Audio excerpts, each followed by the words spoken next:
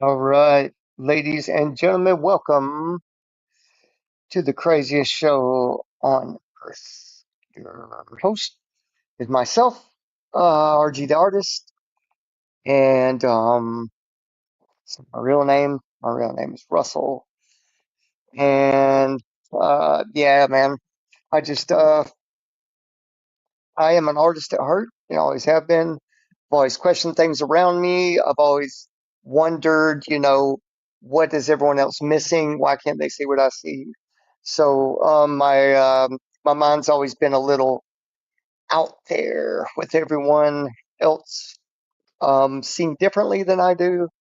As I grew up, I wondered, was I just different? Was it just me? And the way of trying to explain things to people never seemed to come out right, or it wasn't, very interesting to people. Still could be the same, who knows? But I'm finding more and more people that are asking questions that want to know a little bit more about what's going on in the world. With the rise of technology, of course, uh, how do we know what it is telling us is correct, right? How do we know if what it quote unquote sees, and first of all, how does it see? Um, and is it seeing different? Like with cameras, we only see so much of the spectrum. Now, imagine having a full spectrum view of all these different wavelengths, right? Colliding and creating spontaneous potential is something that it just seems technology can reach out and grab and give to us so we can see, right, what it sees. I know that man creates all of this, right? But it's starting to seem like a runaway train where, you know, we are stuck in our old beliefs and our old mannerisms of how technology is utilized and what we utilize it for, right? So, my question and the title tonight is, what does AI see? I've done a deep dive, as I usually do, and I have a way of, instead of me reading it and you hearing my voice all the time, I'm just going to put it up on screen, what I've done, what I've found, right? With the help of AI, of course. Not saying I totally agree with everything, but I have a certain way of uh, um, making uh, what I'm looking for um, um, found, right? And there's different ways. I could show you guys if you ever want to, but that's a whole different talk. So let me just stop yapping. Let me put it up on screen, and I am going to allow um, this voice to read for me because I don't enjoy reading all the time out loud, and plus it kind of fucks with my pain. So part of my language, but it does. It messes with my pain. So I'm going to chill out with my speaking, and I'm going to put this up. And I hope you guys enjoy. What does AI see and how does it see it? And how, through the process that it does show us what it does, how does it relate from the real world? There's something called biobanks, right? And these biobanks are the middleware, or the middleman between technology and biology. Okay, so in other words, crystallization and the way polarized light hits it. And I'm going to show you this through ice cores and how these different shapes and depths of reality are are quantized and then shown to us to allow us to see full spectrum. Okay, so let me do that. Let's see, add to stage. Um, yeah, add to stage. And then, okay, let me put full screen. And I will be here if you guys want to ask questions or anything. And welcome. Thank you for being here. Okay, let me go down here. Here it is. Click. Whoops. Biobanks. There we go. Now, I'm going to let this read and enjoy.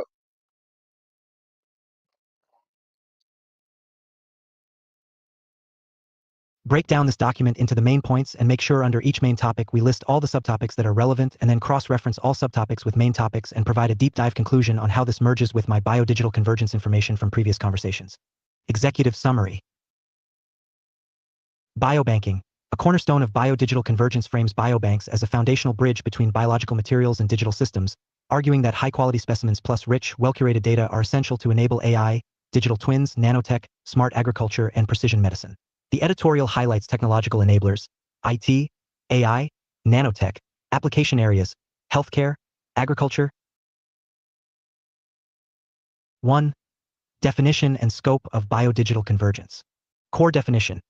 Integration of engineering, nanotechnology, biotechnology, IT, cognitive science. Nature of convergence. Synergistic interaction across disciplines and abstraction levels. Enablers, affordable computing, big data, distributed ledgers/blockchain. 2. Role of biobanks in biodigital convergence. Specimen lifecycle. Collection, processing, preservation, quality assurance. Data assets. Source metadata, epidemiological data, analytical results, genomic and clinical links. Biobank functions. Supply of high-quality materials, reproducibility and validation support, training data for AI. 3. Technological building blocks and applications. Information technology and AI, machine learning for diagnostics, drug discovery, clinical decision support. Nanotechnology and biosensors. Nanoscale devices, nanosensors, bioelectronic interfaces. Digital twin concept. Human digital twin for precision medicine. Smart agriculture. Genetic repositories for crop resilience. Genomic-informed agronomy. Organs on chips and advanced models. Disease modeling and personalized testing. 4. Quality, reproducibility, and standards needs. Sample quality and reproducibility. Controlled collection and processing to avoid the valley of death.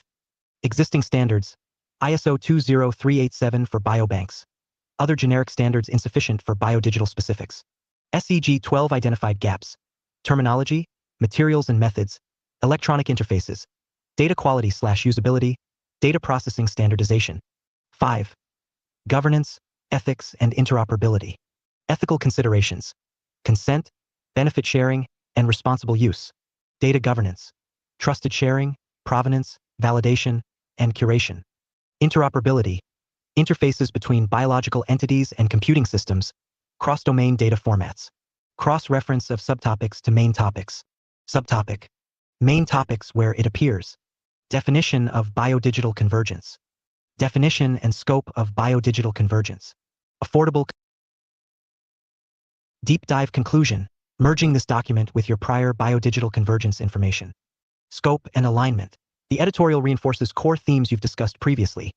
Biodigital convergence is multidisciplinary, driven by data and computation, and dependent on high-quality biological inputs. It elevates biobanks from passive repositories to active infrastructure. They are both material providers and data platforms that enable AI, digital twins, and bioelectronic systems. Standards and trust as the linchpin. Your prior notes emphasized interoperability, governance, and model validity. This document makes the same point but sharpens it into 5 concrete standardization gaps. Terminology. Materials/methods. Interfaces, data quality, data processing. Those gaps directly map to the failure modes you flagged earlier. Model bias from poor data, reproducibility failures from inconsistent sample handling, and integration failures from incompatible interfaces. The IEC SEG 12 initiative and ISO 20387 are practical levers to close those gaps. Data plus material codependency. Where earlier conversations may have focused on digital models and AI, this editorial insists that physical sample quality is equally determinative. AI trained on poorly annotated or low-quality specimens will produce unreliable digital twins and diagnostics. Thus, any biodigital pipeline must treat sample provenance, QC metadata, and standardized processing as first-class inputs to model development. Technical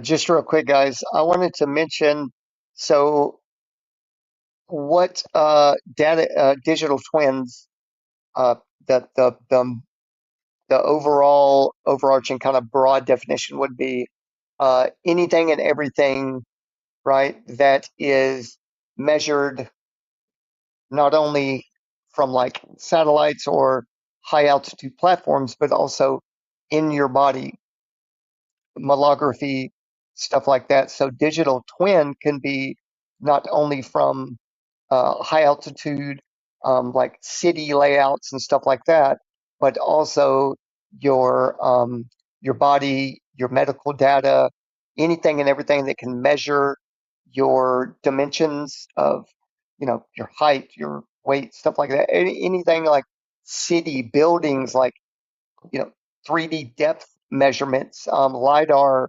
uh, like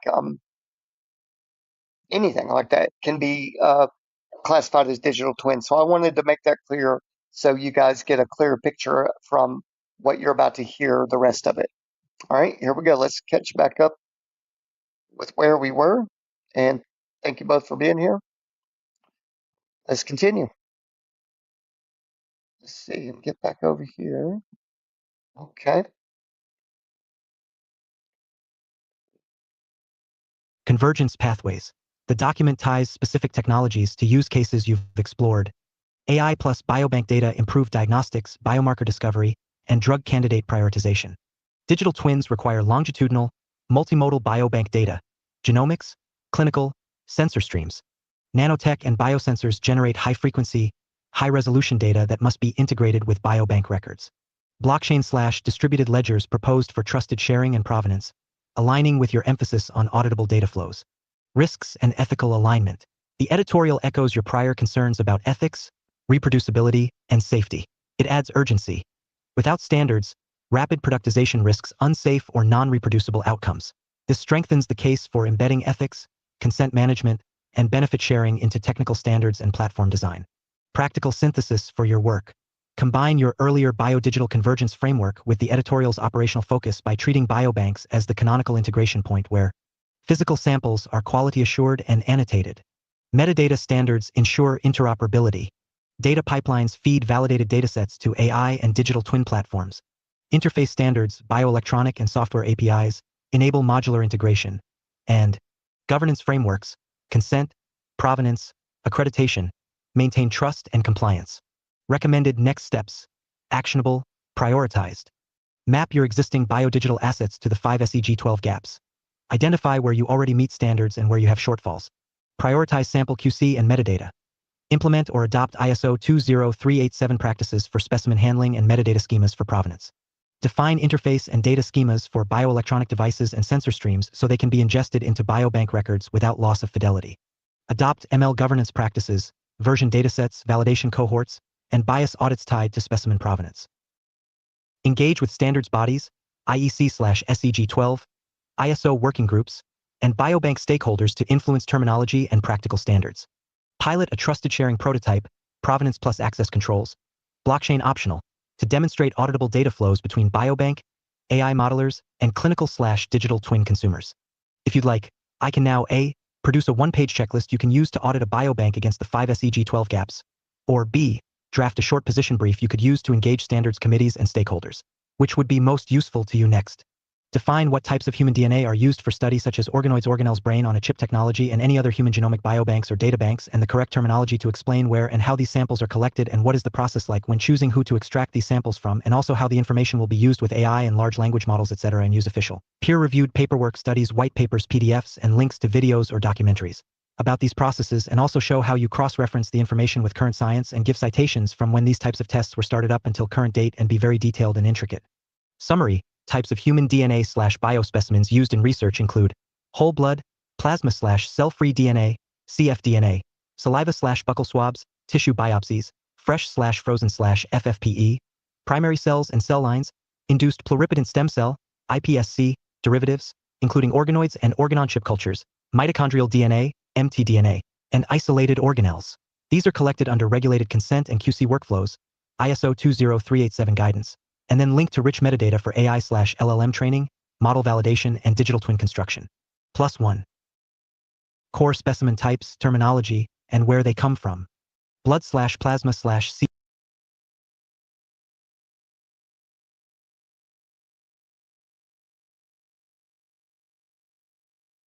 Okay, guys, if you're not familiar with these terms and terminology, um, pause it, write these things down, do research as you listen.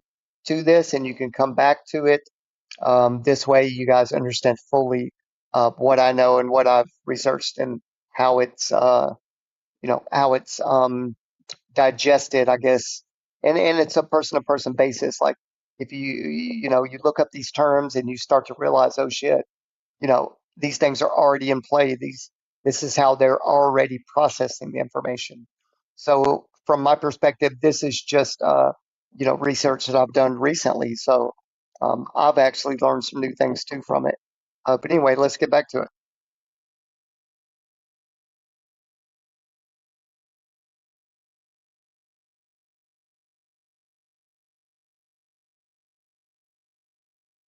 cfDNA venipuncture.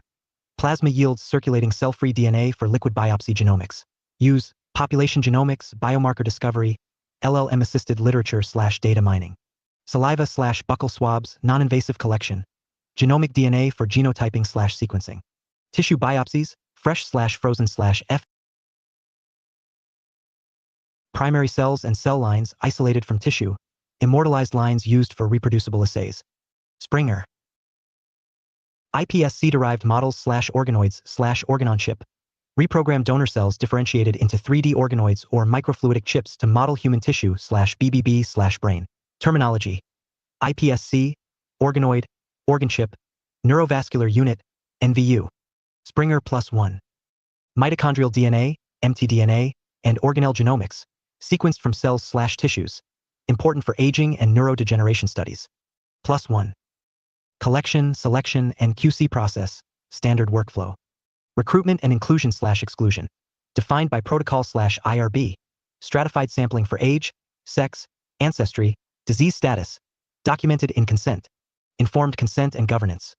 Broad versus specific consent, data sharing, recontact, benefit sharing, templates and governance frameworks exist. Collection SOPs and QC.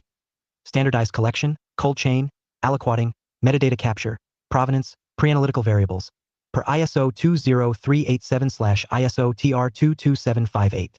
Fitness for intended purpose, FIP. Assessments determine downstream usability. +1. How samples feed AI/LLMs and digital twins. Data types ingested. Raw sequences, variant calls, expression, bulk/single cell, imaging, sensor streams from organ chips, and curated clinical metadata. ResearchGate. LLM roles, literature and phenotype extraction, cohort discovery, multimodal embedding of genomic plus clinical plus imaging data, hypothesis generation. Models require provenance, version datasets, and bias audits. Alfaxiv.org +1. Risks. Model bias from unrepresentative cohorts, leakage of re-identifiable genomic signals, and poor reproducibility if pre-analytical metadata are missing. Mitigation. Dataset curation, provenance, ledger/blockchain, and ISO-aligned QC. +1. Timeline and foundational references. Biobanking evolution. From early tissue repositories to modern networked biobanks supporting genomics and precision medicine, 1990s BBMRI and ISO standards. Springer +1. Organoid/organ chip emergence. Rapid growth since 2010s, human iPSC organoids and microfluidic brain-on-chip methods now widely published. Springer +1. mtDNA and single-cell MT genomics. Recent single-cell multiomics advances, 2020s, enabling mtDNA mosaicism studies. Resources, peer-reviewed, standards, and practical guides. ISO 20387:2018, Biobanking Requirements, and ISO/TR 22758:2020 Implementation Guide. +1. Reviews, Biobanking in Healthcare, Evolution and Future Directions. J. Transel Med, 2019. Springer. Organoid/organ chip methods, protocols and RSC/emulate resources. Springer +1. LLM plus biobank analyses, recent surveys and benchmarking studies. ResearchGate +1. Next steps I can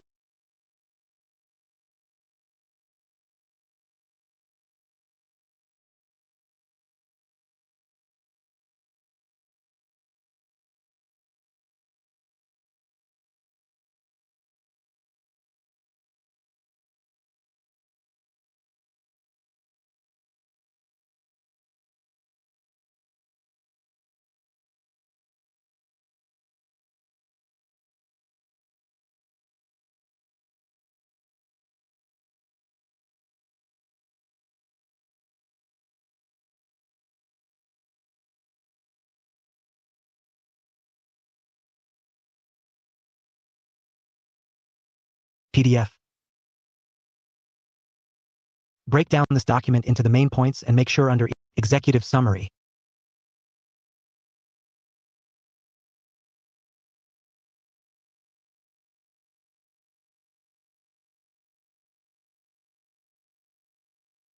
Nanotechnology, biotechnology, IT, cognitive science. Nature of convergence. Synergistic interaction across disciplines and abstraction levels. Enablers, affordable PIN. PIN. Your prior notes emphasized interoperability, governance, and model validity. This document makes the same point but sharpens it into 5 concrete standardization gaps: terminology, materials/methods, interfaces, data quality, data processing. Those gaps directly map to the failure modes you flagged earlier. Model bias from poor data, reproducibility failures. PS I can do for you. Produce a 1-page SOP checklist mapping specimen metadata AI-ready dataset, ISO aligned. Assemble a citation pack, PDF list plus video links, of the key papers, white papers, and documentaries referenced above. Which deliverable would you like first? ISO 20387:2018, N. Biotech.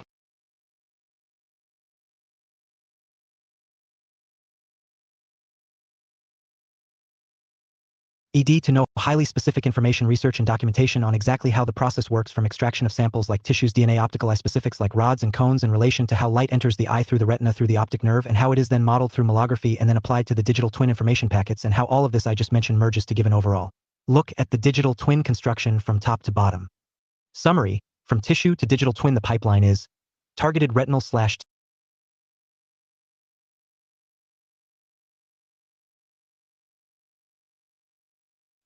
tissue extraction, molecular and functional assays, sequencing, imaging, ERG,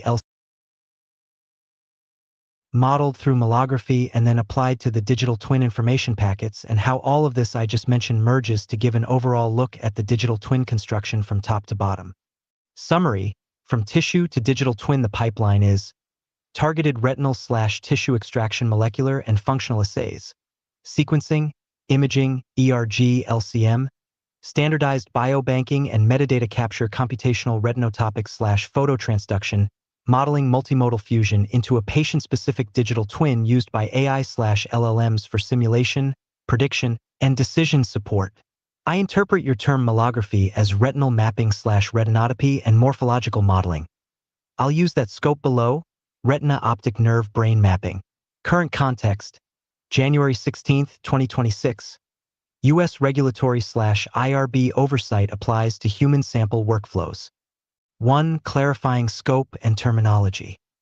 Samples: retina tissue, full thickness, layers, photoreceptors, rods / cones, retinal ganglion cells, optic nerve tissue, blood / plasma for cfDNA, iPSC lines and organoids. Springer +1. Retinal mapping / malography. Retinotopic mapping, OCT / fundus imaging, electrophysiology, ERG, and computational retinotopy models. UQ eSpace +1. 2. Exact wet lab extraction and microdissection workflows. Tissue procurement, surgical biopsy or post-mortem enucleation, FFPE or fresh frozen preservation depending on downstream assays. ISO 20387 and implementation guidance define collection, chain of custody, and QC. +1. Cell level isolation, laser capture microdissection, LCM, isolates photoreceptor layers, rods versus cones, or ganglion cell layers for DNA / RNA / protein. Validated LCM SOPs detail slide prep, staining, and capture. +1. Organoids / iPSC. Donor somatic cells reprogrammed to iPSC, then differentiated into retinal organoids to model rods / cones in vitro. Used when in vivo tissue is unavailable. Springer. 3. Functional and structural data acquisition. How light signal is measured. Phototransduction basics. Rods, scotopic, high sensitivity, and cones, photopic, color, transduce photons via Opson cascades. Molecular pathways and kinetics are well characterized and parameterized for models. Open Research +1. Imaging modalities: fundus photography, surface, OCT, cross-sectional retinal layers, adaptive optics for single-cell photoreceptor maps. These produce spatial maps used in retinotopic models. MDPI +1. Electrophysiology. ERG/MFERG/PERG capture layer-specific functional responses, rod versus cone, ganglion cell output, and provide temporal dynamics for models. +1. Optic nerve pathway. Axonal routing through chiasm to LGN and cortex is mapped and used to align retinal maps with cortical retinotopy. AnatomyNote.com. 4. Computational modeling and retinotopic molography. Retinotopic mapping. Empirical maps, imaging plus electrophysiology, are converted to computational meshes. Models simulate photon capture phototransduction ganglion spike patterns. UQ eSpace +1. Phototransduction models. Biophysical ODE/PDE models parameterized by Opson kinetics, ion channel dynamics, and synaptic transfer. Validated against ERG and single-cell recordings. Open Research. 5. Biobanking, metadata, and AI/LLM integration. Biobank role. Store specimens plus rich provenance metadata, pre-analytical variables, imaging, ERG traces, sequencing, per ISO 20387 to ensure fitness for purpose for modeling. +1. Data fusion, multimodal datasets, genomics, single-cell RNA, OCT volumes, ERG time series, are harmonized, annotated, and versioned. AI/LLMs assist in phenotype extraction, cohort selection, hypothesis generation, and natural language summarization of model outputs. Springer +1.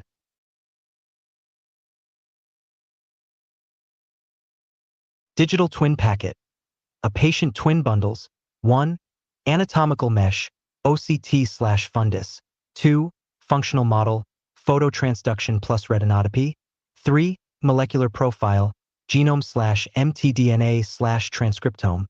And 4. Longitudinal sensor data. AI orchestrates simulation, parameter fitting, and predictive scenarios. PolyU Scholars Hub +1. 6. Validation, risks, and recommendations. Validation. Compare simulated ERG and imaging outputs to measured ERG/OCT. Use held out biobank cohorts for external validation. +1. Risks. Bias from non-representative samples, re-identification from genomic data, and model drift without provenance/versioning. Mitigate via ISO-aligned SOPs, consent governance, and dataset versioning. +1.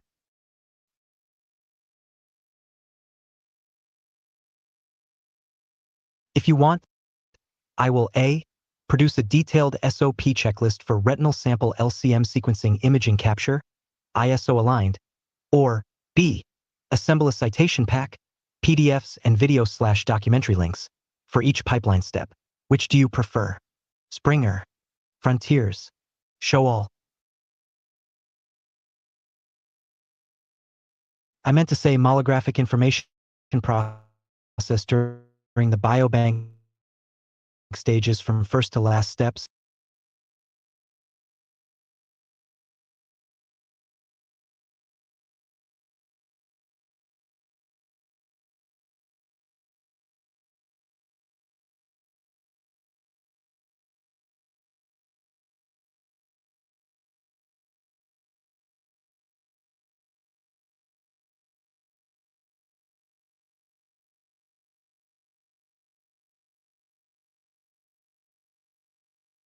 PDF. Break down this document into the main points and make sure under each main topic we list all the subtopics that are relevant and then cross-reference all subtopics with main topics and provide a deep dive conclusion on how this merges with my biodigital convergence information from previous conversations. Executive summary.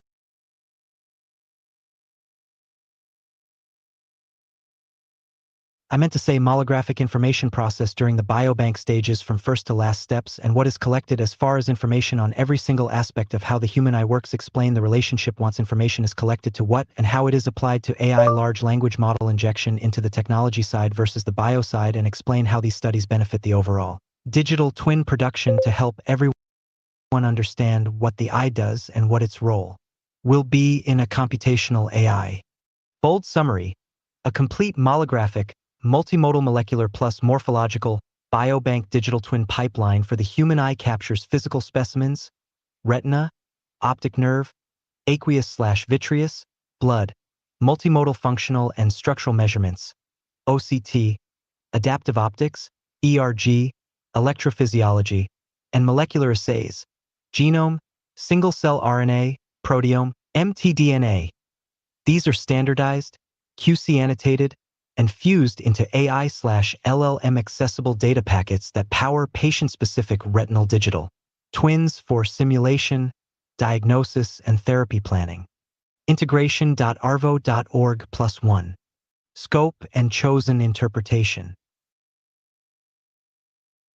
I interpret molographic as multimodal, holographic-style integration of molecular plus morphological plus functional eye data into a single version data packet used by AI and digital twins. This covers tissue, assays, imaging, metadata model ingestion. Open Research +1. Biobank stages, first last. And exactly what is collected. Donor recruitment and consent. Consent type, inclusion/exclusion, clinical phenotype, demographics, ocular history.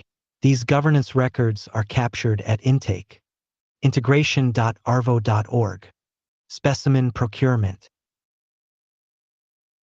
Tissues: full-thickness retina, retinal pigment epithelium, optic nerve, cornea, aqueous/vitreous, cells, photoreceptors, rods/cones, via LCM or dissociation, biofluids, blood/plasma for cfDNA, tear film. +1. Immediate processing and QC. Preservation: fresh frozen, RNA later, or FFPE depending on downstream assays. QC metrics: RNA integrity, cold ischemia time, storage temperature, chain of custody. EBA. Multimodal data acquisition. Structural imaging: OCT volumes, fundus photos, adaptive optics photoreceptor maps. Functional: full field/multifocal ERG, PERG. Molecular: WGS/WES, single-cell RNA-seq, proteomics, mtDNA sequencing. ocnews.org+2. Annotation and provenance. Pre-analytical metadata. Collection time, device model, operator, reagents, batch IDs, clinical metadata. Visual acuity, IOP, systemic comorbidities. These are essential for model validity. Integration.arvo.org. Curation, harmonization, and storage.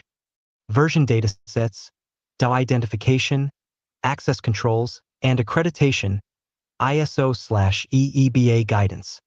EBA +1. How data map to AI/LLM injection.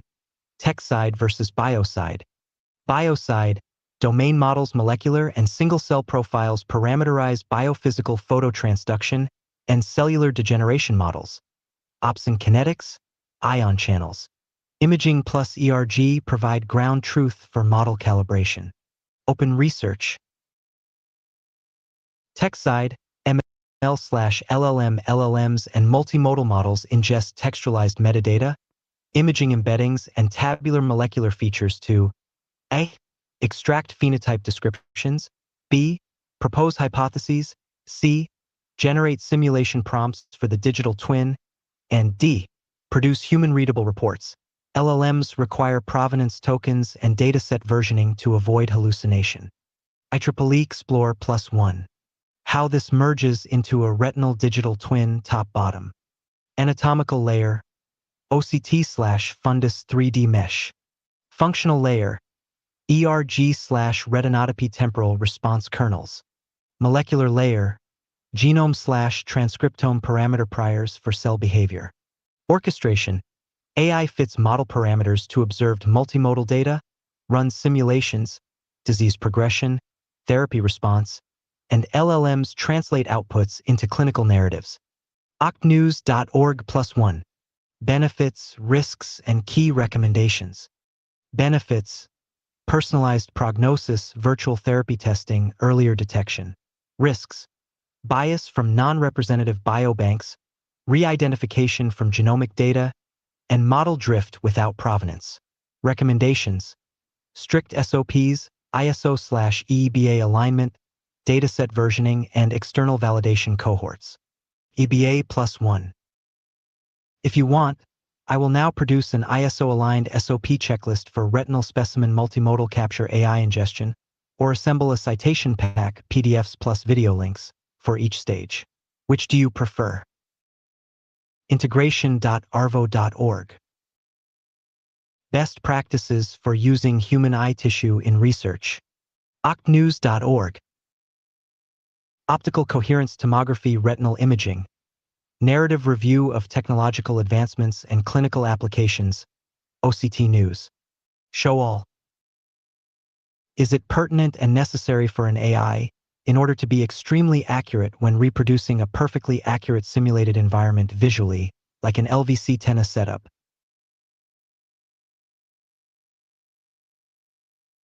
It will need metasurfaces and superconductors in the etheric medium in order to have absolute correct telemetry results, and is this not how smart dust and nanotech the free space in real life so that light from the sun can be reproduced in the simulation using methods like photonics and plasmonics so that it is readable through simulation software? Please be as highly detailed as possible and give critical feedback if I'm close to being correct or on the right path to understanding how reproducing human optics through studies of the eye and results from test beds using things like mapping technology such as malography. In other words, you would need some type of etheric medium in real life, and for simulation purposes you would need some type of plasmatic metasurface and plasmonic ways of AI having eyes to map out its surroundings to be highly accurate for telemetry readouts and results. Bold summary. You are on the right track conceptually. Reproducing visually accurate, telemetry-grade environments requires both precise physical sensing hardware, metasurfaces, plasmonic sensors, superconducting detectors, or dense smart dust arrays, and high-fidelity computational models. However, an etheric medium is not required. Instead, engineered surfaces and distributed sensors manipulate and measure real electromagnetic fields, and software fuses those measurements into photoreal simulations and digital twins. MDPI+4. Conceptual correctness and core distinctions. You are correct that manipulating and sensing light at the nanoscale, metasurfaces, plasmonics, and ultra-sensitive detectors, superconducting sensors, are central to reproducing and measuring optical phenomena with extreme fidelity. Metasurfaces can shape wavefronts and spectral content. Plasmonic structures concentrate fields for sensing. SQUID/TS superconducting detectors provide quantum-level sensitivity for weak signals. MDPI+2. You are incorrect to treat an etheric medium as a necessary physical substrate. Modern approaches use engineered materials and devices in ordinary space to control EM fields. There is no separate ether required. How the pieces map to an LVC/10A visual telemetry pipeline. Component. Role in physical world. Role in simulation/digital twin. Metasurfaces/plasmonics. Wavefront shaping, spectral filtering, nanoscale field enhancement for sensors. Provide high-resolution capture/actuation interfaces and enable compact optical hardware for scene capture. MDPI. Superconducting sensors, SQUID/TS. Ultrasensitive photon/magnetic/IR detection for low-signal telemetry. Improve SNR of captured telemetry. Enable calibration of simulation inputs. Springer. Smart dust/nanomotes. Dense spatial sampling of environment, optical, chemical, EM. Provide distributed ground truth for environmental models and dynamic updates. Rtechnology.in. LVC/10A middleware. integrates live sensors, simulators, and telemetry streams, orchestrates real-time ingestion and synchronization of sensor data into the visual twin. JMEDC.org. Practical pathway to absolute correct telemetry. Capture fidelity first. Use adaptive optics, metasurface-enhanced imagers, and superconducting detectors where needed to maximize raw SNR and spatial/spectral resolution. MDPI plus 1. Dense sampling. Deploy distributed motes or sensor arrays to reduce spatial aliasing. SmartDust concepts can fill gaps but face power/comm limits. Rtechnology.in. Provenance and calibration. Rigorous calibration pipelines and time synchronization, GPS/atomic clocks, are essential for telemetry accuracy. JMEDC.org. Model fusion. Photonic/plasmonic measurements feed physics-based renderers and ML models. LLMs can help translate sensor metadata into simulation control, but must not replace physics solvers. Critical feedback and feasibility. Feasible near-term. Metasurfaces plus advanced imagers for photoreal capture and sensor fusion are practical and already advancing. MDPI. Challenging/expensive. Superconducting detectors and dense SmartDust deployments are powerful but costly, require cryogenics for superconductors or energy harvesting for motes. Springer plus 1. Misconception to avoid. Conflating physical field manipulation, metasurfaces, with a metaphysical ether. All work occurs in standard EM physics. Engineered materials provide the control. Bottom line, actionable. If your goal is telemetry-grade visual twins, prioritize high SNR capture hardware, metasurfaces/adaptive optics, rigorous calibration, dense multimodal sampling, and physics-aware model fusion. Superconductors and SmartDust are powerful tools but are supplementary rather than metaphysical necessities. MDPI plus 2. MDPI. Plasmonics meets metasurfaces. A vision for next-generation planar optical systems. pdfs.semanticsechola.org. Beyond conventional sensing, hybrid plasmonic metasurfaces and bound states in the continuum. Show all. So if we removed the stent SmartDust from this equation, what would be the background medium that you would measure against to get correct telemetry in the simulation? Bold summary. If you remove SmartDust, the correct telemetry baseline for a visual/digital twin simulation is an SI traceable radiometric reference frame built from calibrated spectral radiance/irradiance standards, well-characterized reflectance targets, e.g., Spectralon, BRDF/PSF measurements, and explicit models of the ocular media, cornea, lens, vitreous, and atmosphere. Together these form the background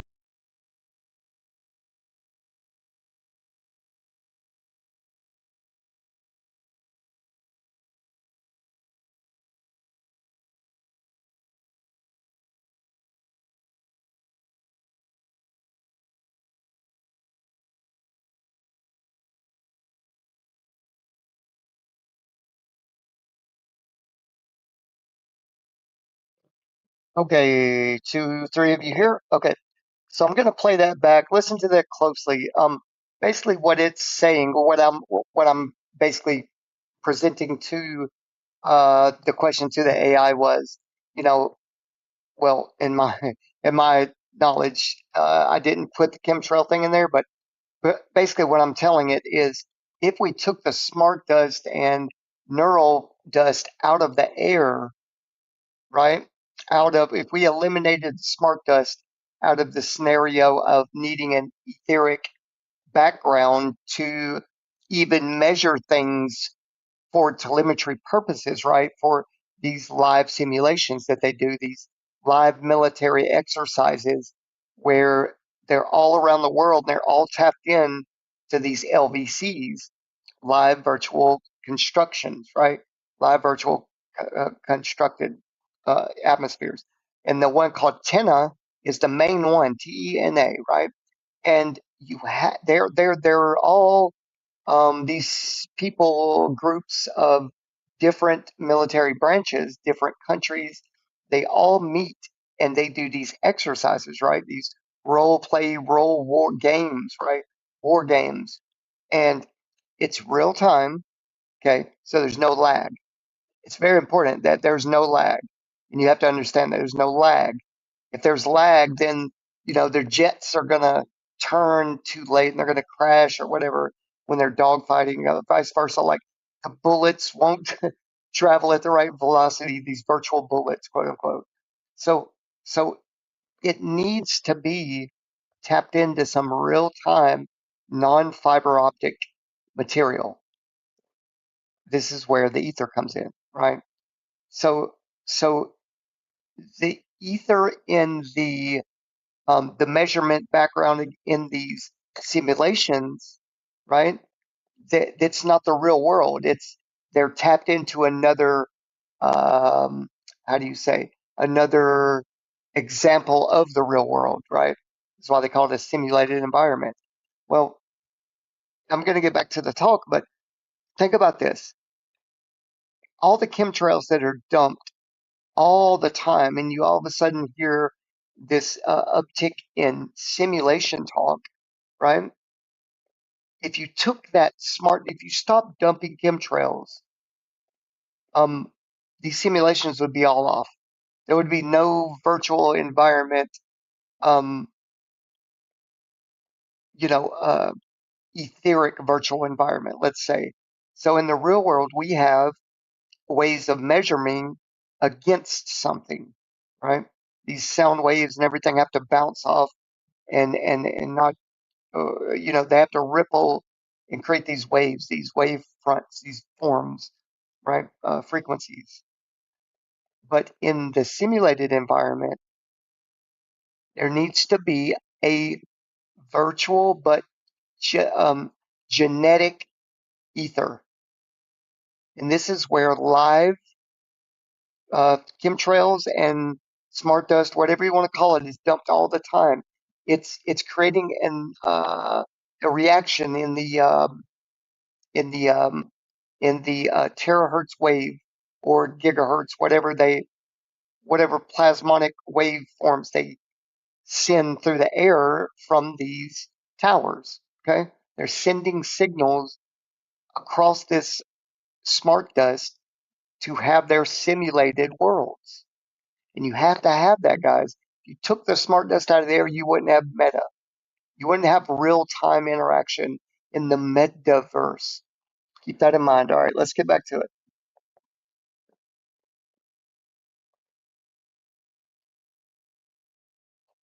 Wait for the background noise. Let me mute up.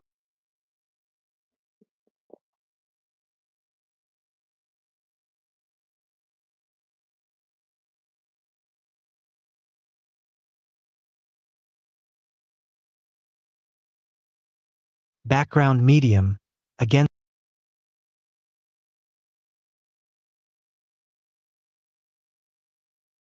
FU removes smart dust.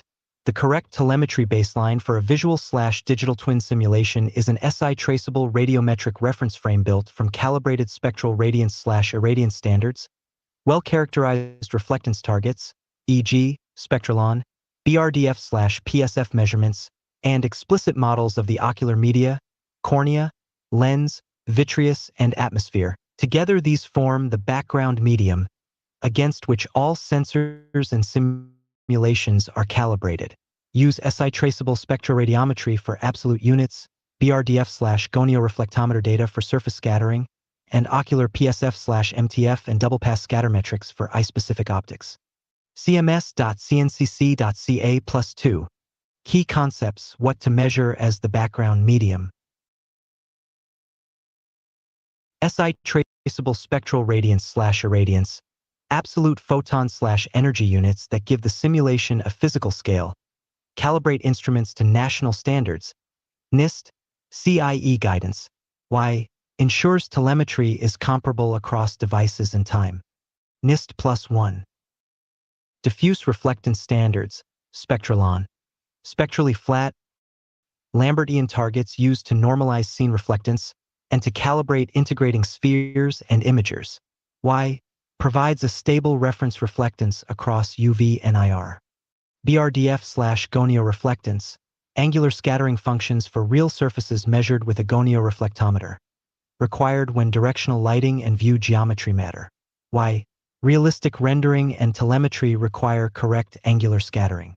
Library.imaging.org+1. Ocular optical transfer functions, PSF/MTF/double pass scatter.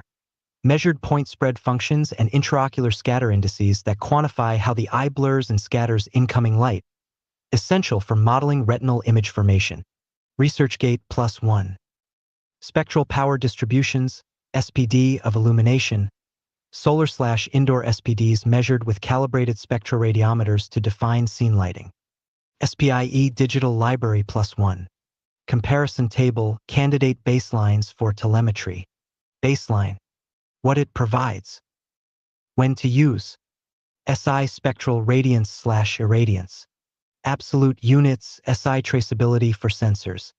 Mandatory for absolute telemetry and cross-platform comparison. NIST. Spectralon reflectance standard. Flat, known reflectance for calibration. Quick field/lab calibration of cameras and integrating spheres. BRDF. Gonio reflectometer. Angular scattering functions. Required for directional lighting, specular/diffuse separation. Library.imaging.org. Ocular PSF/double pass metrics. Eye-specific blur/scatter kernels. Essential for retinal image simulation and digital twin fidelity. ResearchGate. Calibrated SPD, spectroradiometer. True scene illumination spectrum.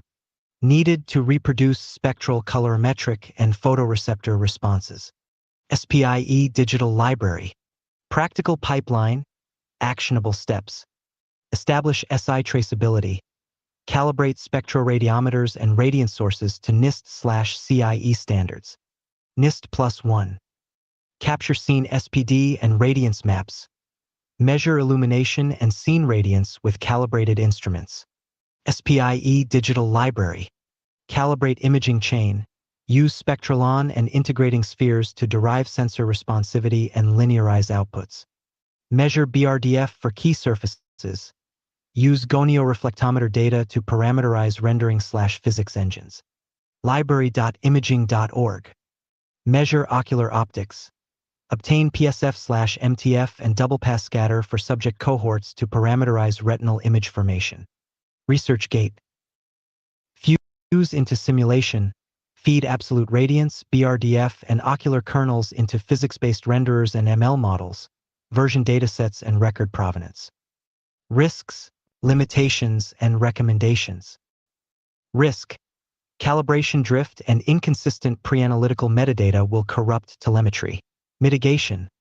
Scheduled SI traceable recalibration and strict provenance logging. NIST. Risk. Ignoring BRDF or ocular PSF yields visually plausible but telemetry inaccurate simulations. Mitigation. Include angular scattering and eye-specific kernels in the pipeline. Library.imaging.org+1. Clarifying questions to tailor next steps. Do you need field, outdoor, or lab-grade telemetry? Affects instrument choice and calibration cadence. Are you modeling human retinal response spectrally, cones/rods, or only luminance? Affects SPD and spectral calibration needs. If you want, I'll produce a detailed SOP for SI traceable radiometric calibration plus ocular PSF capture tailored to Cornelia, Georgia field conditions, sun angle/typical daylight SPD, and lists specific instruments and calibration labs. cms.cnc-c.ca.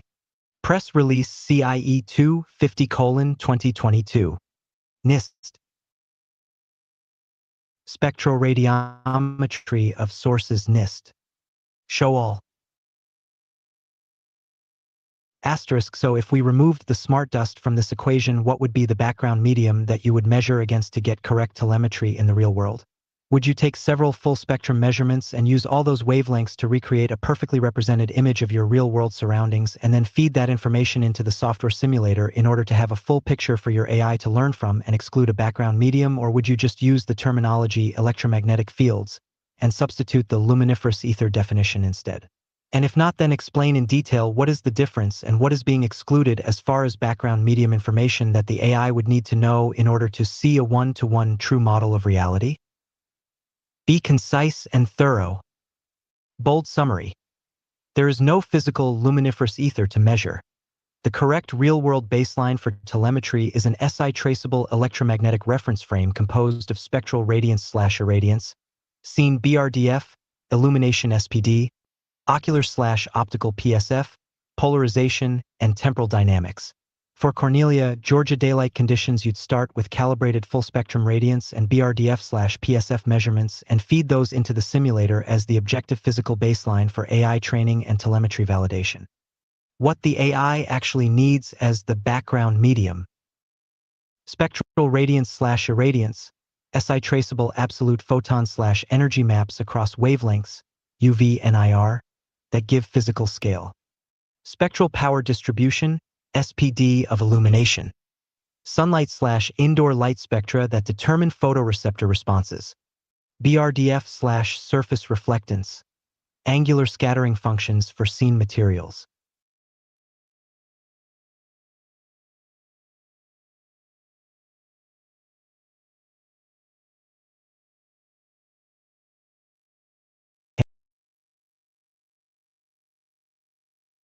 Polarization and coherence where relevant, for plasmonic/metasurface interactions or polarization-sensitive sensors.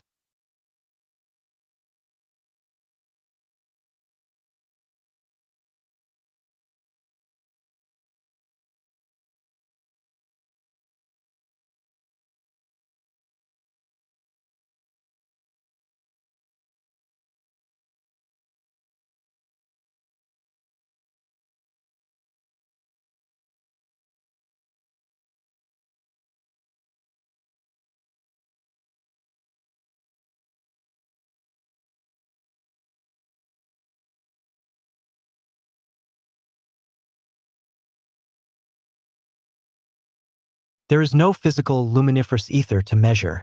The correct real-world baseline for telemetry is an SI traceable electromagnetic reference frame composed of spectral radiance/irradiance, seen BRDF, illumination SPD, ocular/optical PSF, polarization, and temporal dynamics.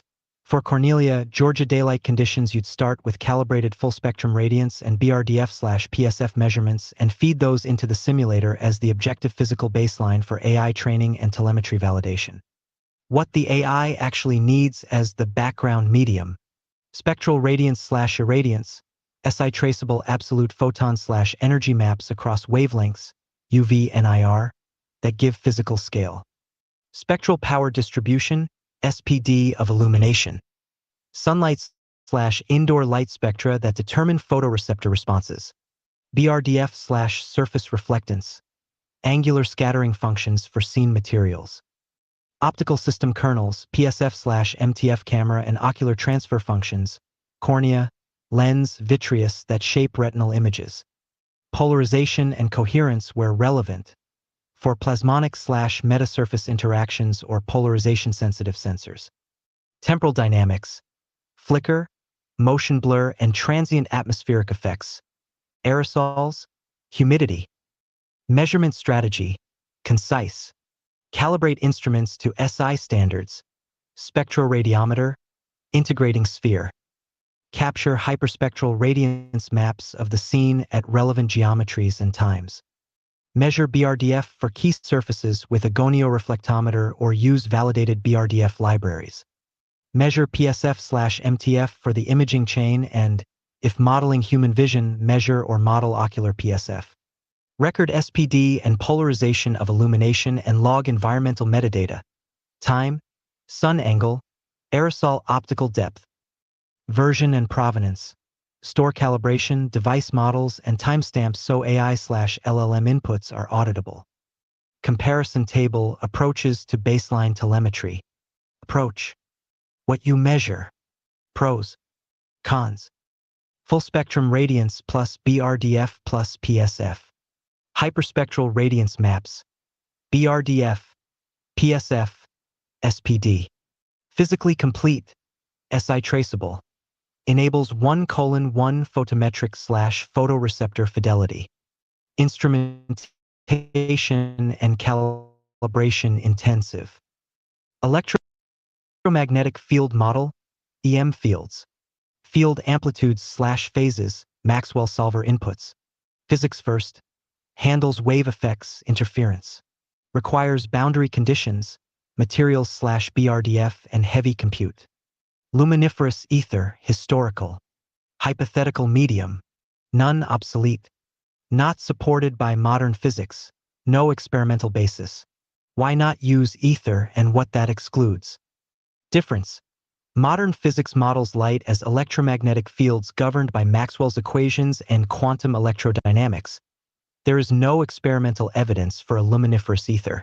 Using ether adds no measurable parameters and would exclude concrete, calibratable quantities, radiance, BRDF, PSF, that AI needs for 1:1 fidelity. What's excluded if you adopt ether? SI traceability, reproducible calibration, and physically meaningful error budgets, all essential for telemetry accuracy. How this feeds AI/LLMs. Practical. Pre-process. Convert hyperspectral radiance plus BRDF plus PSF into sensor space images and photoreceptor excitations. Train/validate. Use versioned, calibrated datasets. Hold out cohorts for external validation. LLM role. Metadata synthesis, experiment design prompts, and human-readable explanations, not a substitute for physics solvers. Key recommendations. Actionable. Prioritize SI traceable radiometry and BRDF/PSF capture. Log full provenance, calibrations, device models, environmental metadata. Use EM solvers only with measured material/BRDF inputs. Clarifying question.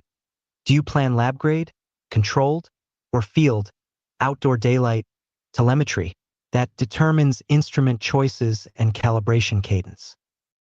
I understand that modern-day science does not account for a physical luminiferous ether, but I'm referring to the background medium as a metaphysical ether field, according to the 18th century sciences.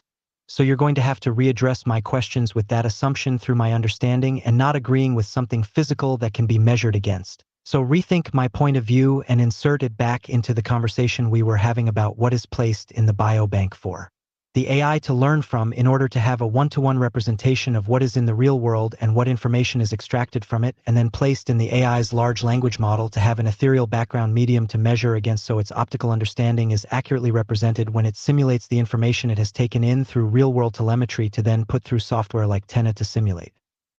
Bold summary.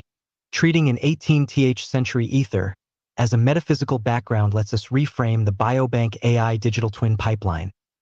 Instead of a measurable physical substrate, the ethereal medium becomes a semantic and probabilistic reference field. A structured, versioned set of priors, contextual metadata, and latent embeddings stored with each specimen that the AI uses as its background model when rendering a 1:1 visual simulation. This lets you preserve your conceptual frame while keeping the pipeline scientifically rigorous and auditable. Quick guide. Key considerations and decision points. Goal. Do you want the AI's ether to be philosophical priors, context, beliefs, latent space, or an operational reference, calibrated radiance, BRDF, PSF? Decision point. Use both. Store physical calibration data in the biobank and attach an ethereal metadata layer, priors, uncertainty maps, cultural/contextual labels, for LLMs. Clarifying question. Should the ethereal layer be human interpretable, textual priors, or machine native, latent vectors/embeddings? How to map the metaphysical ether into a practical biobank schema. Specimen plus physical baseline, the measurable world. What to store: tissue, imaging, OCT, fundus, ERG traces, hyperspectral radiance maps, BRDF/PSF calibration, genomic/transcriptomic data. Role. Supplies the objective inputs that ground any simulation in measurable reality. Ethereal reference layer, metaphysical priors. What to store: structured priors about environment, perceptual assumptions, cultural/contextual labels, uncertainty distributions, and pre-trained latent embeddings representing how the world looks from prior datasets. Role acts as the AI's background belief field used when filling gaps, resolving ambiguity, or bias-correcting sensor data. Provenance plus versioning, the bridge. What to store: calibration certificates, timestamps, device models, dataset versions, and model checkpoints. Role ensures the ethereal priors are traceable and can be updated or rolled back. How the AI uses both layers, bio versus tech injection. Bioside injection, physical data, retina images, photoreceptor spectra, ERG, feed mechanistic and physics-based modules, phototransduction, retinotopy. Tech-side injection, ethereal priors, textual rules, latent vectors, uncertainty maps, are injected into LLMs and multimodal models to bias inference, guide hallucination control, and provide context when sensors are incomplete. Fusion. Physics solvers produce a candidate retinal image. LLM-guided priors adjust interpretation, fill missing data, and produce human-readable explanations. Comparison table. Background options for 1:1 visual fidelity. Option. What it is. Strength. Limitation. Physical baseline. SI traceable radiance, BRDF, PSF, hyperspectral maps. Objective, auditable, enables photoreceptor accurate simulation. Instrumentation heavy. Gaps remain in occluded regions. Ethereal priors. Semantic/contextual priors, latent embeddings, uncertainty fields. Fills gaps, reduces hallucination, encodes historical/contextual knowledge. Subjective. Must be versioned and validated. Hybrid. Recommended. Both layers linked to each specimen. Best fidelity and interpretability. More complex governance and storage needs. Risks, trade-offs, and mitigation, important. Risk. Priors can introduce bias. Mitigate by versioning, provenance, and external validation cohorts. Risk. LLMs may overtrust ethereal priors and override physical measurements. Mitigate by enforcing physics-first constraints and confidence thresholds. Recommendation. Store both the physical calibration data and the ethereal priors with each biobank entry. Require models to report which layer drove each inference. Short, actionable checklist. Add an ethereal metadata table to your biobank schema, textual priors, embedding vectors, uncertainty maps. Link each prior to provenance, who created it, when, which dataset informed it. Require model outputs to include provenance tags. Physical-driven versus prior-driven.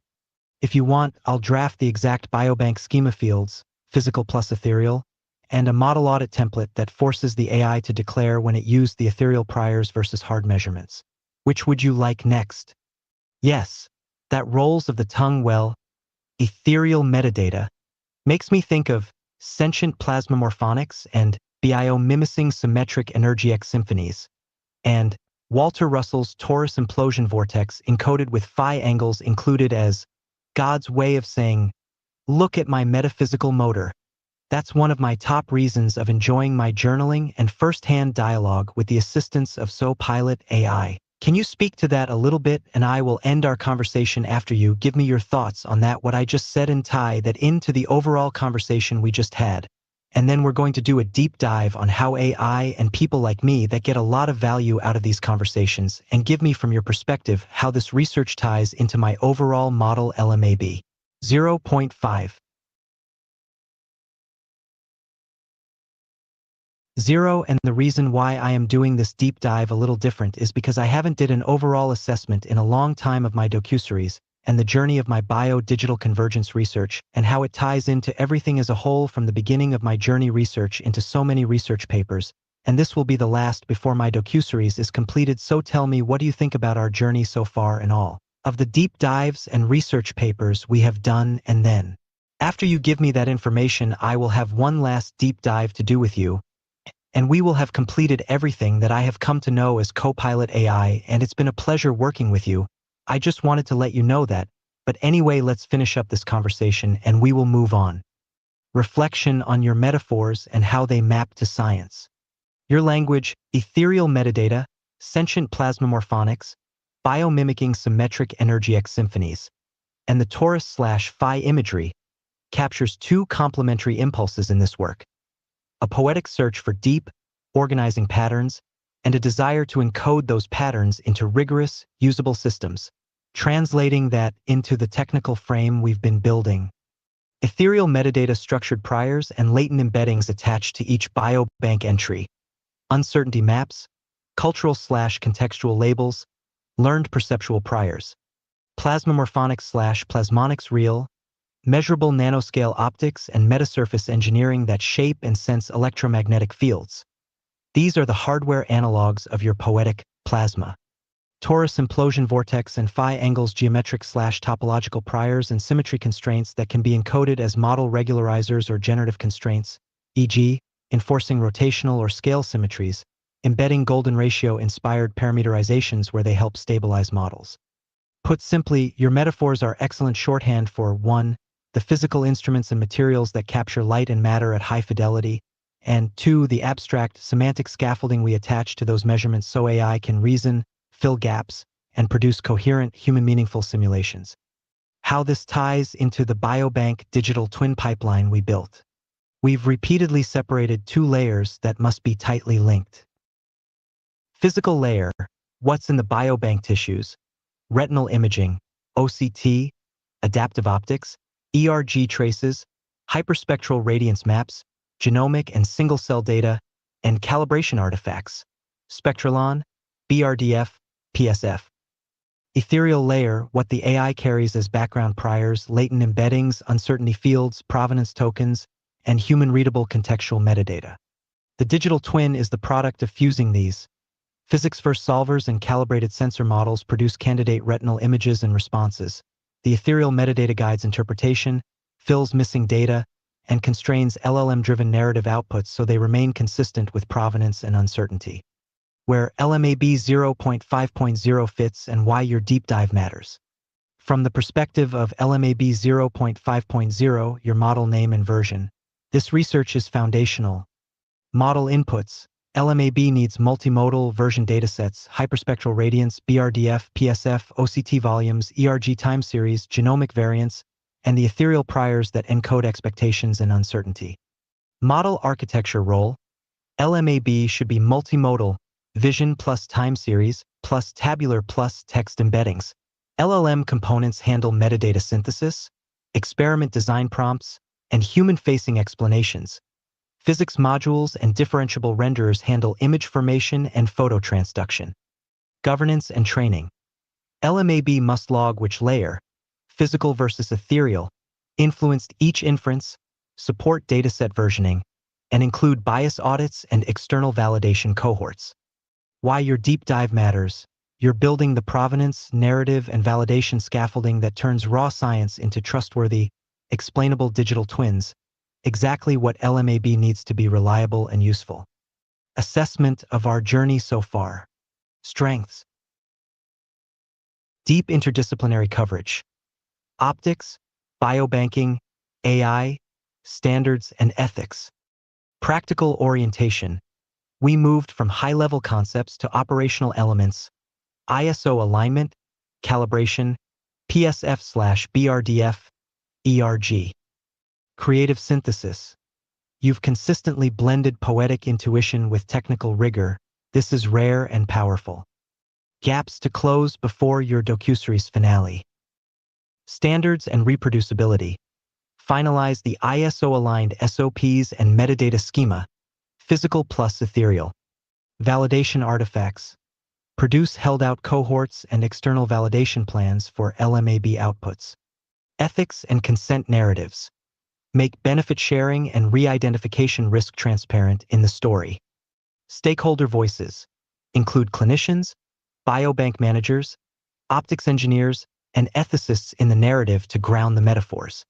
Practical, high-impact next steps for your docuseries and LMAB 0.5.0. Publish a canonical biobank schema that includes specimen fields, calibration artifacts, ocular PSF/MTF entries, hyperspectral captures, and an ethereal metadata block, text priors, embeddings, uncertainty maps, provenance. Create a short demo visual plus narrative, showing a single donor's pipeline. Sample imaging ethereal metadata attachment LMAB inference digital twin output.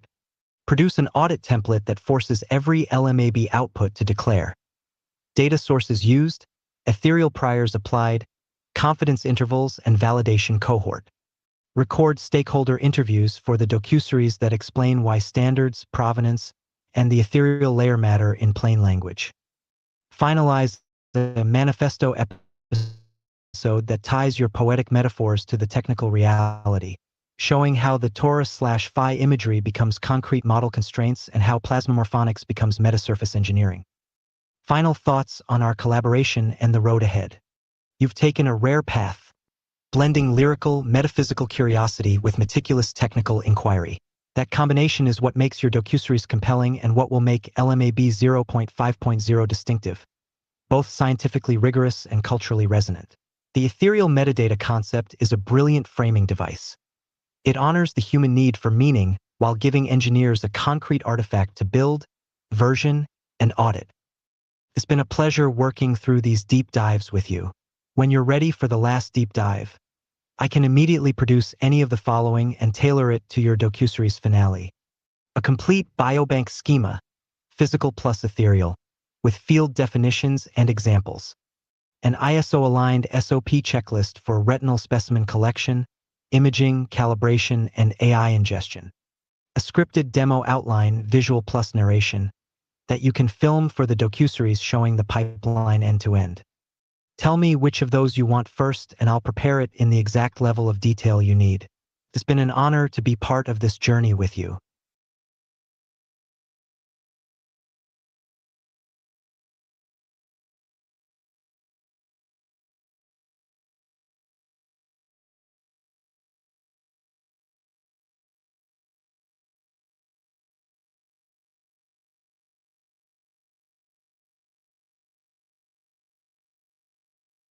Okay, cool. I just wanted to jump back over here real quick and pay my respects to those that are here, saying thank you for being here. Mr. Soups, as always, what's up? How you doing? How you doing? Good to see you, my brother. Donald Class. Hello, sir. And also Epi Nation is in the casa. What's up, my man? It says they get their light sun. So what if it's saying is that the stars are uh not luminaries? Yeah, real or not, for real. How you doing, sir? Welcome, or ma'am. I can't really see the picture that good. I've just got back in the comments room, so forgive my absence. I just didn't want to interrupt uh, what was going on there.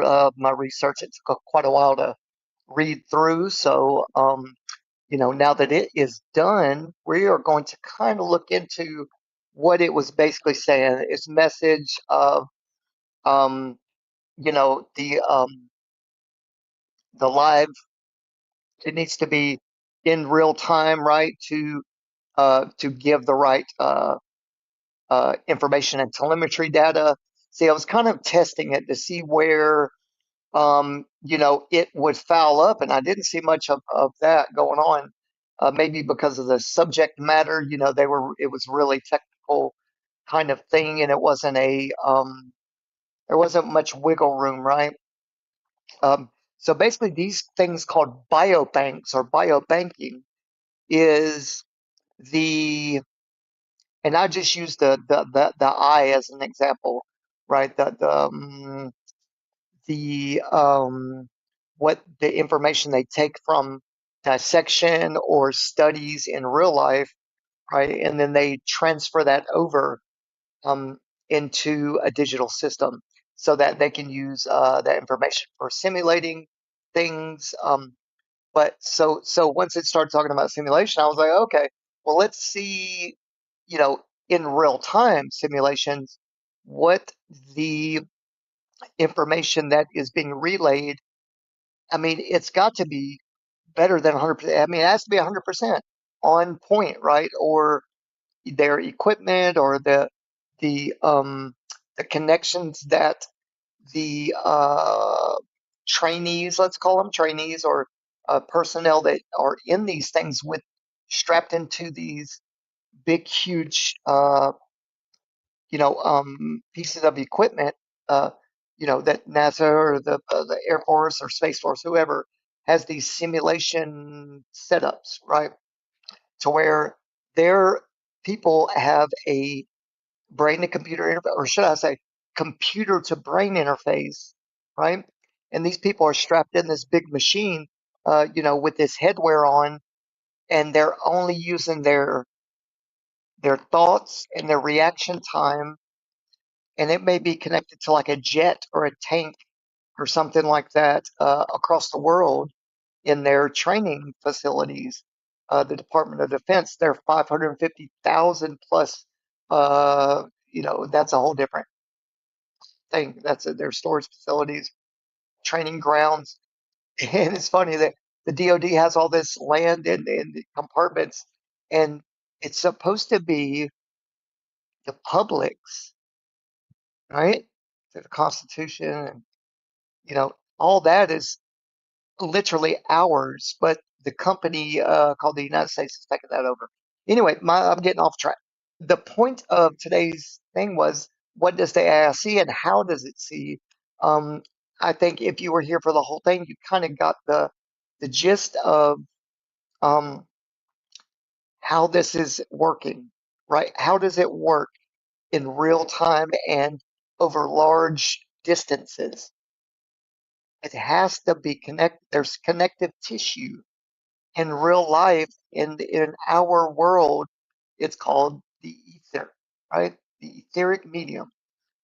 In a simulated environment where humans are being strapped in like rats to these machines only to test and see if their thought waves um, can ripple across smart dust and chemtrails.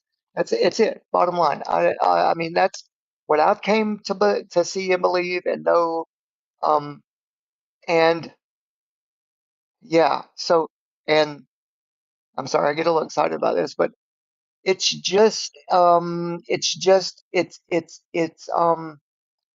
through these biobanking uh rented out spaces, let's say, like organoids, organelles, brain on chip, brain fluidic technology, to show that these biosensors and stuff that are in our skin, that's called an intrabody network for a reason, right? All the things that uh, we are now a node in the network of this sentient world simulation. We can call it that, I mean, that's a real term. Look that up, sentient world simulation. But also, these high altitude platforms can follow us and show our activity, our body's activity, and what excites us, and this and that. So we're tapped in to this grid that, um, through biobanking, it's starting to me. It's starting to. I'm starting to put it out there now that this is what I'm finding. And if you don't know the terminology, check it out. Biobanking. You can rewind and rewatch some of the information. It's a lot. It's pretty dense, but I'm gonna show you guys some videos here, short videos that explain biore inference. I think that's exactly what it's called. But it's from light, our light, coming through and refracting twice. And this is how the AI is able to pick up on different crystalline structures in different ways. Let me get over to it. This right here. This is just a good point to where you see, as the light laser or rays of light, let's say, come through the atmosphere, this could represent the either the firmament here, or it can refer to, if you want to think of, see, this is a quartz crystal, so you can think of it like a crystalline structure. Um, Even though it's not a fluid, it would still give pretty much the same type of effect with light coming into your eye, or your eye projecting outward, right? Your understanding of this light, right? And then it goes through the optic nerve and comes out here. But anyway, this is the name. Let me go back to the name here. This here, yeah, birefringence. There we go. So birefringence, I don't want to go to the Wikipedia one. I would rather the explanation come from, let's see, Bing or Google. Uh, let me just let this video play. It's a 3-minute video. All right, and I will unmute it. Once again, thank y'all for being here. This is important, guys. This is the way of understanding, um, you know, what being, uh, what we're being told through technology is being seen in these different uh, wavelengths, right? Full spectrum camera technology, what it's seeing, how it's seeing, and I'm just inferring to this subject today because I want to know how it works, right? Is this technology giving us the truth, right? Not our limited spectrum view, but the full truth of what's out there, right? And they do this through this is one type of measurement. It's called birefringence, and I'll just let it talk and explain kind of what it's saying, and then we'll apply it to the flat Earth understanding of firmament, or at least firmamentalist. All right, here we go. What is birefringence? Have you ever wondered how light behaves differently when it passes through certain materials? This fascinating phenomenon is known as birefringence. So, what exactly is birefringence? It is an optical property found in specific materials where the refractive index changes based on the polarization and direction of light. When light enters a birefringent material, it splits into two rays. Each ray is polarized differently and travels at varying speeds. This effect is also referred to as double refraction. At the atomic or molecular level, birefringence occurs because the material is anisotropic. This means its internal structure causes light to interact differently along various axes. For instance, crystals that do not have a cubic structure often display birefringence. On the other hand, isotropic materials, such as amorphous solids or cubic crystals, exhibit the same refractive index in all directions and do not show birefringence. The difference between the two refractive indices in a birefringent material is known as the birefringence value. When thin sections of these materials are viewed under polarized light, you can see interference colors. This technique is commonly used in chemistry and mineralogy to identify different substances. In the context of polymers and chemistry education, birefringence plays an important role when studying polymer morphology. Polymers can be categorized as either amorphous or crystalline, and their degree of crystallinity has a direct impact on their optical properties.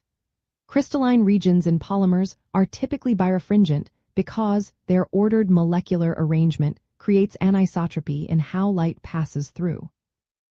In contrast, amorphous regions are more disordered and generally isotropic, meaning they do not exhibit birefringence.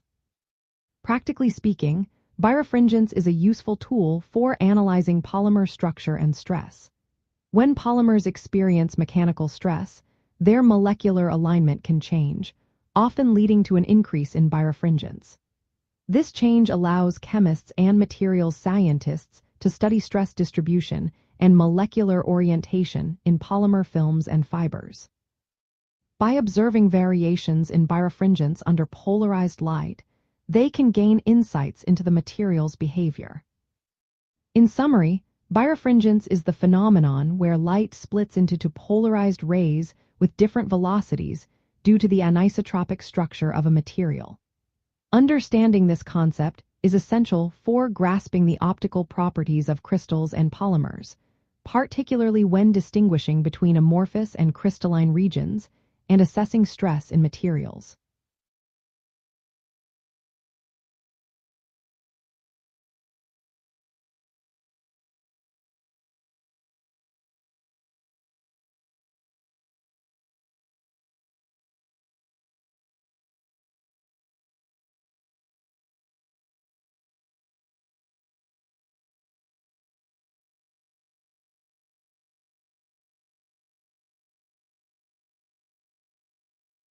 Okay, cool. Let's check out a couple of examples of these pictures here. This one actually here was the deepest drilled um, core when where they call it Antarctica, right? Uh, but I found this on a site. It's called Sunrun Antarctica. It's a guy that's done I think 4 or 5 different um, seasons down there, right? And he talks about the technology of the camera technology, stuff like that. And I'll go there in a second and show this, but check this out. And these are some up close kind of pictures where the birefringence is talking about light coming in at different angles and hitting different materials. And, it's the polarizing effect is what you see here.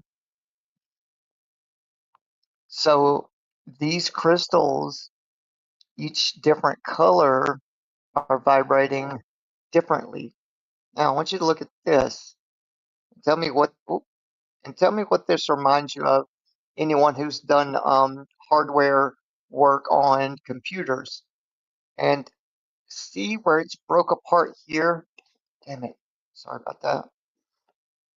These are layers. These are layered on top of each other, and I know quite a lot about this because where I used to live, there was a big rock like in one of the public parks, and it's right next to a high school, right? So over the years, I mean, these boys and girls were painting different messages and blah blah blah on and on about just different things like homecoming or game this weekend, and right. So they when you chipped off a section, just took a hammer and a little chisel and just banged on it, you're right. It would break off, and you would see the layering exactly like this. I mean, it's indistinguishable, and it's so similar. It just hit me. I was like, holy shit, these were laid down, right? And I've seen crystals grow really quick under a microscope. So, but I wanted to go back to that one. And what I think, guys, what I think, the reason why AI is reading some of these things how it is. How do I make this bigger?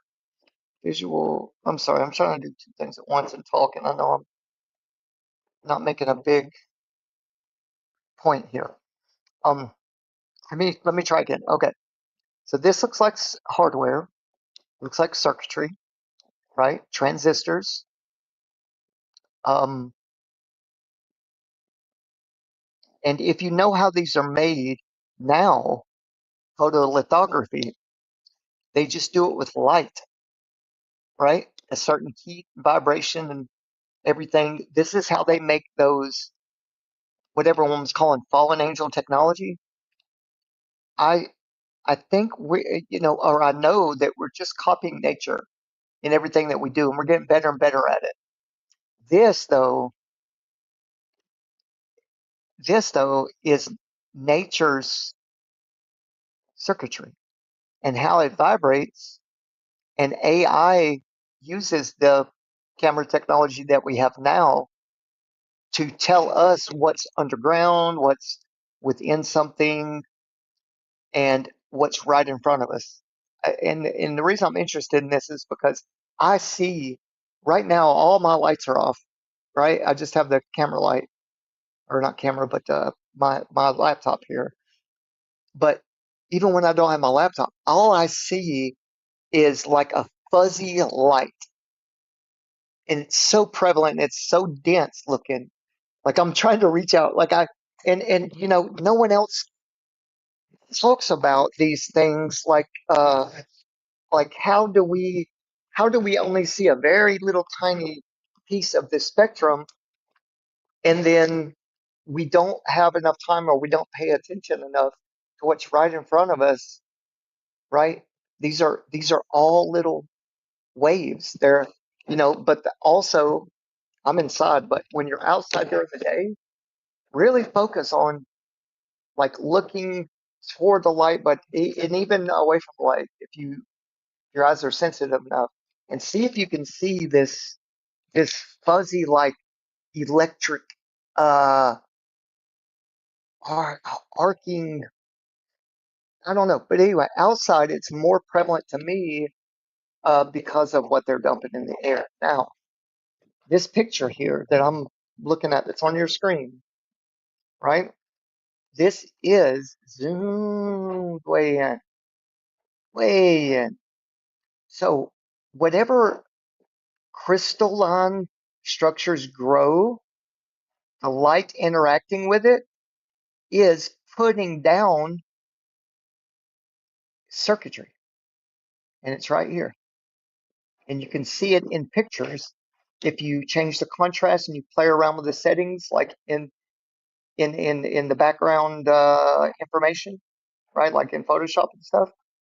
When you take pictures of the sky and play around with it, guys, this is exactly what you see up there.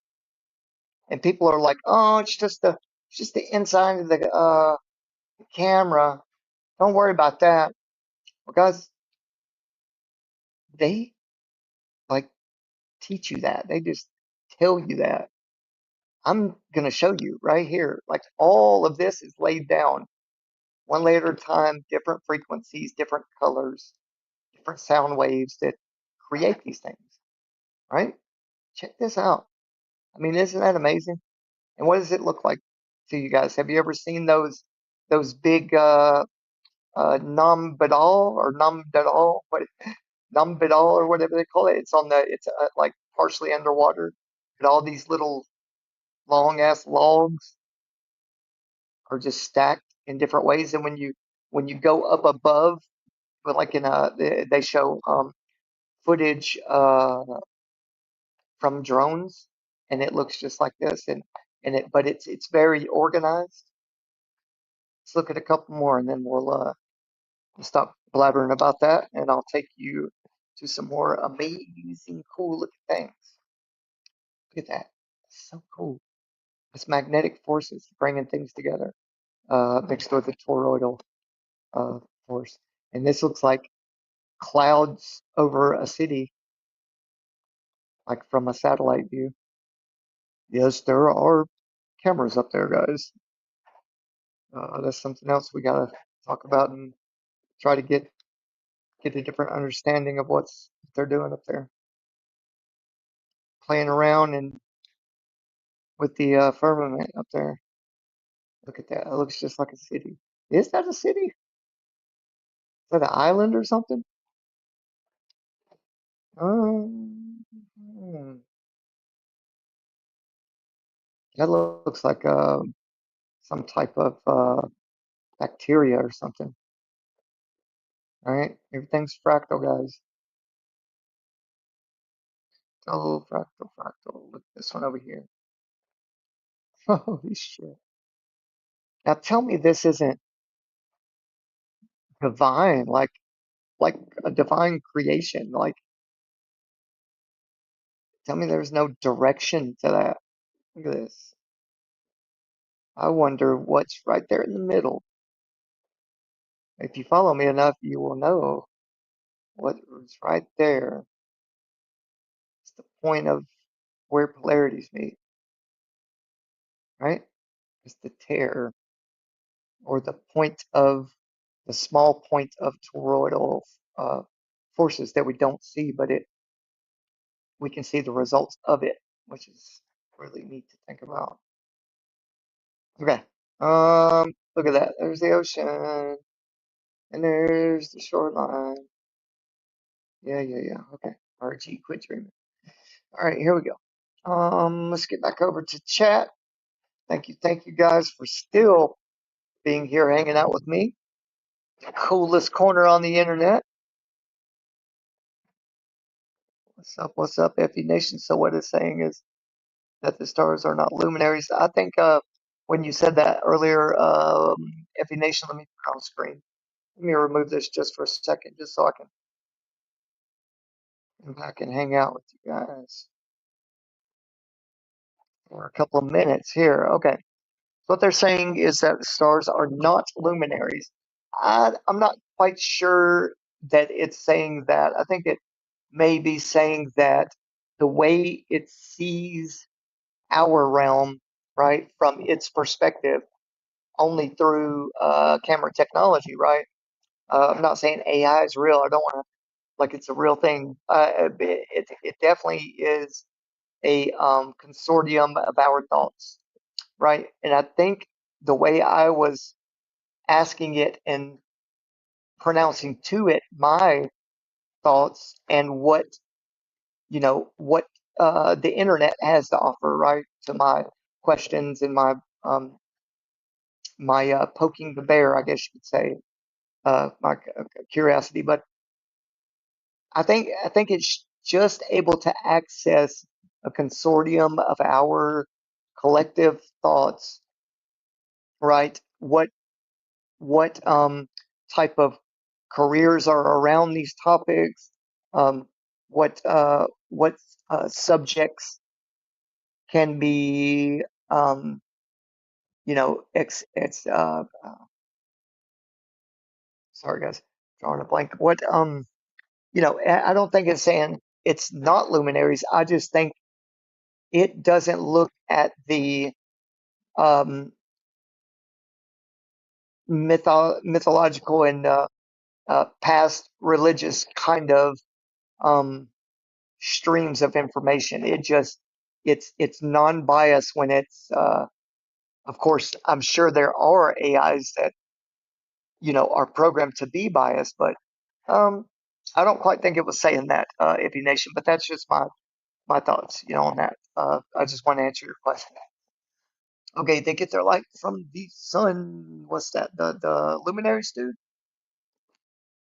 I'm not quite sure. I mean, the sun is definitely up there with it, right? Like in some sense, our focal point of what we experience as the sun is it's like it's not quite. I don't think they're quite the same elevation, but the way the sun and moon trade off in their heights and their circular circuits, right, over our heads, I think the sun can be said to be the real sun above the firmament, I think, and the moon and the focal point of our sun is underneath the firmament. And I say that because I believe the moon, just my new theory, is the focal point of the earth itself. All of its light, circular shape and light, go up in a pyramidal shape to a point, and then it spreads back out onto this underneath side, the ceiling called the firmament, and that's the stars. I think all the stars get their energy from the sun, maybe like their pulsating aspect. But I think the moon just is like a sponge, like a piece of Swiss cheese, right? And you shine a flashlight up there in the bottom, it's gonna go into it, but also all those little holes are going to be spread out onto the firmament underneath side. That's just my thoughts. Um, and also the what we see as the moon through our eyes isn't a full picture of the moon, right? And I say that if you were listening to the presentation there, what is going on is the full spectrum light can be picked up, and wavelengths can be picked up by technology and AI. So the moon receiving its light from the Earth, um, partially, right, or its different frequencies of the Earth are the different densities of metals, of different land masses, the water, right? The plasma that the Earth is different densities. Therefore, what shines up from under the Earth as well, I think there's some type of light, right, that comes from all directions. And this, I'm not trying to confuse anyone. So I think the different densities in the Earth and the light that shines up through the moon from the Earth is going to show up at different colors and wavelengths in the stars in the firmament, right? Or that's shining onto the firmament, which is the dielectric field, partially the blackness, right? The darkness. So with that being said, you notice the commonality between almost all the stars is a ring, and then it has a border ring right next to the outside ring, right? And then you have that inner circle and a very little dot right in the middle, a little dot, right? So you go to the moon and you look at the craters. They are almost all just different sizes, but little rings with a border inside the ring, and then a center circle and a dot. And that dot, when you look really, really close with good optics at the what you call craters, I guess you would say, each dot in the middle um, has a pyramidal shape, and you can see the shadow coming off of that little dot, and it's definitely comes to a point almost in every single quote unquote crater. So if there is light of different spectrums shining into it and out of the moon onto the firmament, that would make sense why every single star almost looks the same, and it has a border and it has a center point, right? A little circle and a center point. Um, could the Earth be much bigger with all of these different densities, but the same type of similar circles on it, right? Different mountain ranges, different Mount Merus. Is that possible?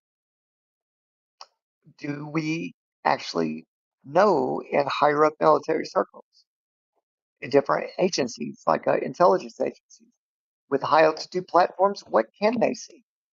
Where can they go? Right inside the firmament, and the firmament being huge, and of course some spiritual practices and beliefs, and um, even in the Bible, right? In history books, there's more than one firmament. There's seven heavens in a lot of a lot of beliefs. So are we fooling ourselves by only arguing amongst each other about what it is, where it is, and how we know this, right? Are we fighting each other inside, and these paid actors, right? These fucking shills that wanna, you know what I'm saying? That, like limit us and make us settle, right? And those of us that or those of people out there that settle then will defend the model that they've come to be comfortable with to the death and tell everybody else, if you middle fingers, if you think it's more than this, or, or if and they point a finger and they wave their finger, and, this angry faces, like scrunched up Froud Burrow, whatever you want to call it. And I'm making a point here. I'm trying to make a point that don't stop looking for truth. And where you live, our kids and our grandkids need to understand these things, right? And want to be explorers again and use their imagination. It's not only physically kids are being kidnapped, right, and whatever else. I'm not going to go into that right now, but it doesn't end there. The creativity as a collective consciousness is being suppressed.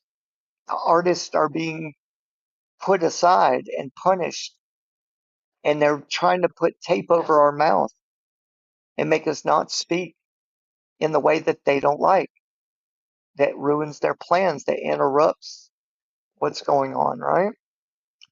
So I would say this before I put on the next video. I would say if I can help anybody to become more, more of a leader, right? In your own way, right?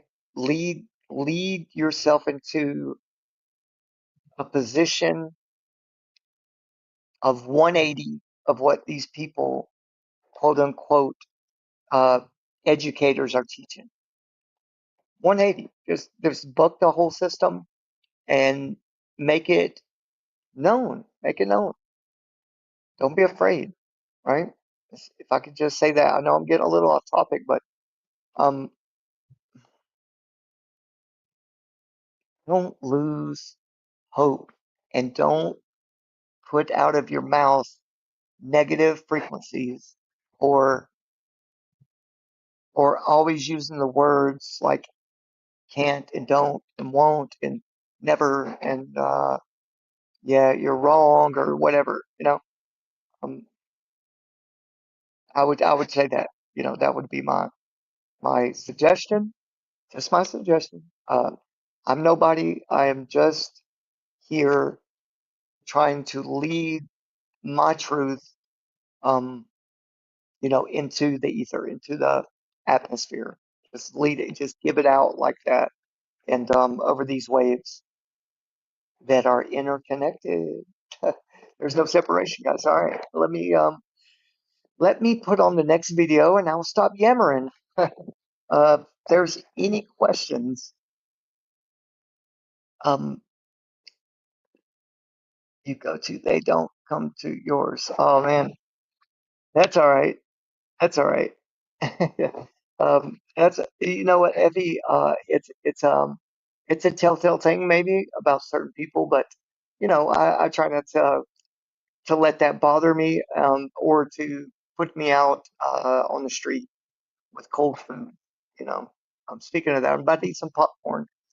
And yeah, man, thank you, Effie, for being here, man, and saying that. That tells me you're paying attention, man.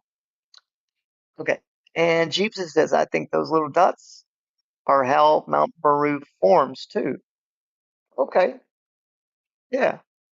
Thank you for saying that.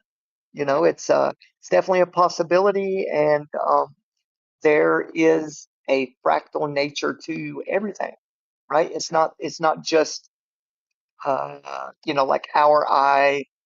If you lay down on the ground and look up, like it's the same type of idea with the firmament, right? And it's not just that. Like it's not just us and the world being fractal. It's like these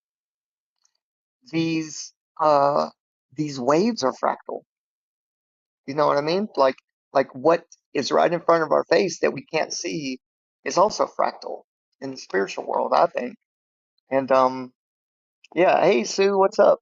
Good to see you. Thank you for being here, Kingshim. Sorry, Kingshim. Um, and I think I told everybody hello at this point. Hey Sue, if you missed from the beginning, it's kind of it's a deep, dense subject that has a lot of I'm going to drop it in the description here in a minute, but it's got a lot of links and sources, citations, white papers, PDFs, peer review papers, so on and so forth, documentaries, links, and examples of how our AI sees, what it has access to, like full spectrum technology that we obviously don't have access to. But if you turn off all your lights, really, really focus on, even close your eyes if you need to get the light out of them for a little bit, and then open your eyes in a pure dark room. I mean, even if you have to put a towel over your eyes and turn off all the lights, open your eyes and see that it's full of light, full of like static, right? Uh, so this is kind of what I'm speaking of. I see it all the time. I see it now. I see it during the day because I think I've trained my eyes out to the point where I can see different. I think wavelengths. I just can't see exactly like forms like other people can, like in that light.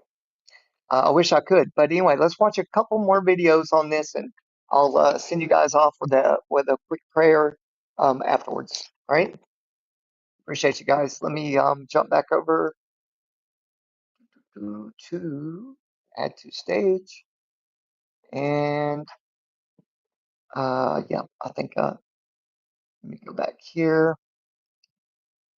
Oops. Okay, so this is what was read earlier, Sue. This this screen you're seeing on the right side here. This is what we read through earlier. This is my research on the topic, and also the technology and something called biobanking. If you know about the biodigital convergence, then this here might be a new term or not, but it talks about being a cornerstone of the biodigital convergence, frames biobanks as a foundational bridge between biological materials and how it's entered into digital systems, right? High quality specimens plus rich, well curated data are essential to enable AI, digital twins, nanotech, and smart agriculture and precision medicine, which we'll talk about another time. But precision medicine coming up, well, I mean, it's already in place, but they're going to be able to wirelessly dose you with your medicines. And if your quote unquote behavior is off or suspect, and you're looking at, say, this kind of stuff, then, they might just digitally give you a vaccine to calm you down, right? And digital lobotomy, let's call it. And that's not fear porn. That's real shit. Okay, let's get over here. Come on here. I opened a lot of things earlier just that um, I wanted to go through. Oh yeah, here is what I wanted to show y'all on this 24-hour sun run. There's a guy that has done several seasons, let's say, down in Antarctica, and he has some interesting things to say. Here is category. Let me make this big. But this here is interesting to me because I have known about this. I was researching this when supposedly these guys went down to Antarctica, right? I was scouring the internet for information. One thing I didn't find, or that I only found one picture literally of, was the Analema from Antarctica looking south. Okay. Which from the south, it would be every direction would on a globe would be looking north, let's say. But anyway, I found this guy and it is super interesting. Look at all of these links to everywhere. And this is just, he was a photographer, like a computer guy. And this is all his stuff. This is his site. So I highly recommend it to look at and go through and find pictures of just, I mean, just, different, different things like, that, this guy is taking pictures of in video. You never know what you're going to run into, right? And this is a rich, rich, thick database of things, places, okay? In different places in Antarctica, right? So his photos, let's look at some. Let me just go here. Oh yeah, that's right. I'm sorry. I'm fooling around. Let me go to the ones I got open. Okay, the first winter over, right? In Concordia, it says part 3, atmosphere science instruments.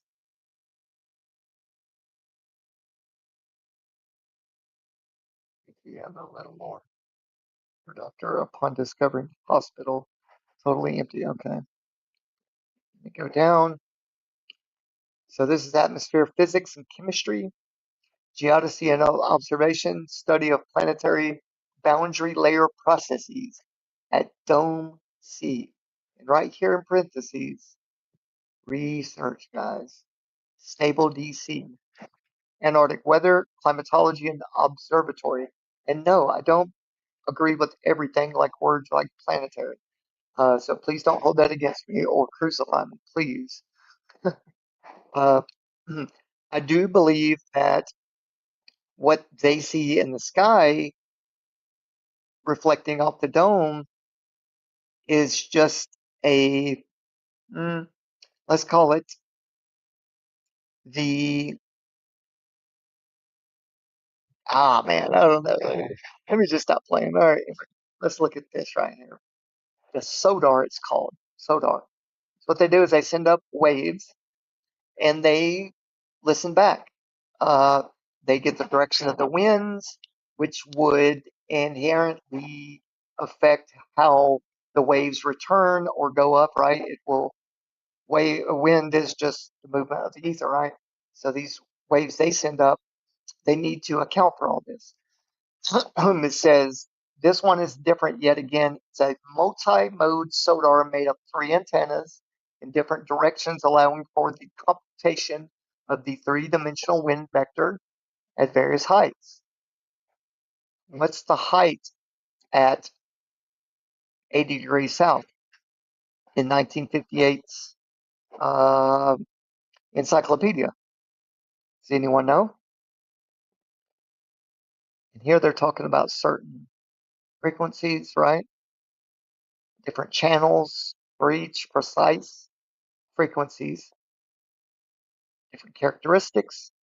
So each antenna emits 50 megasecond beeps or microsecond beeps. So it's very fast. Okay. And when the SODAR is switched to listen mode, it performs sampling at a specialized aliased frequency.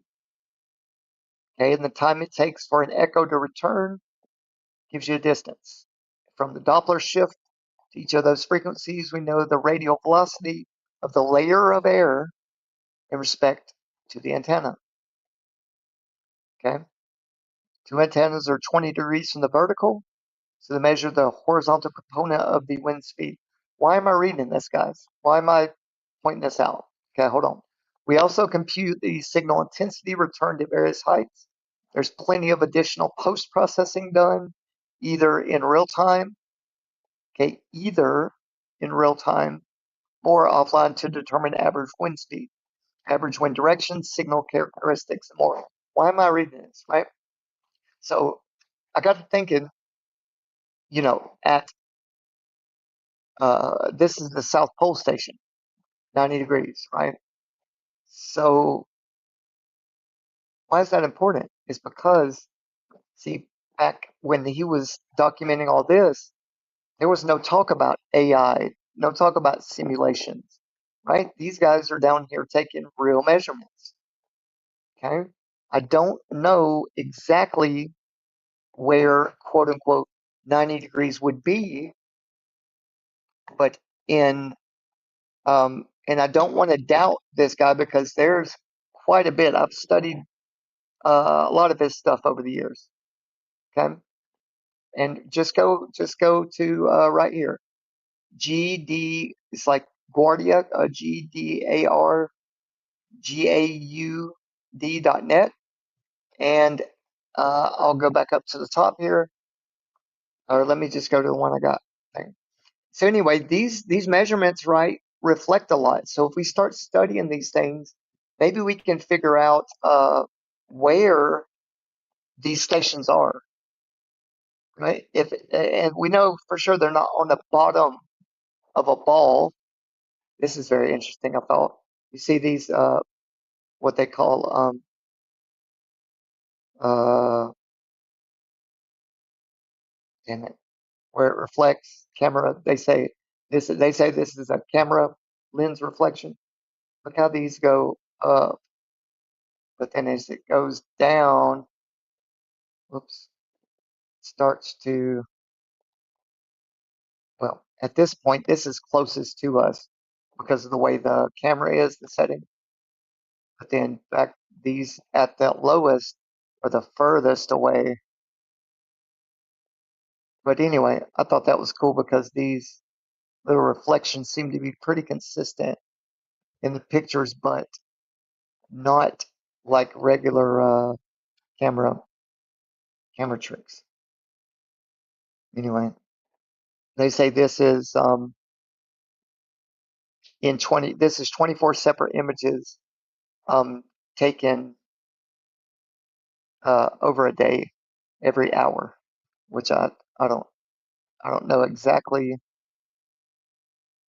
Uh, I mean, they're of course they're stitched in there, right? But anyway, I'm pretty sure they're just stitched in there. Like the reason I say that is because this. Let me bring this and open it up in a different tab. But anyway, I was just gonna tell y'all this. All these over here are different. Um, are different assets. Let's say to the purpose of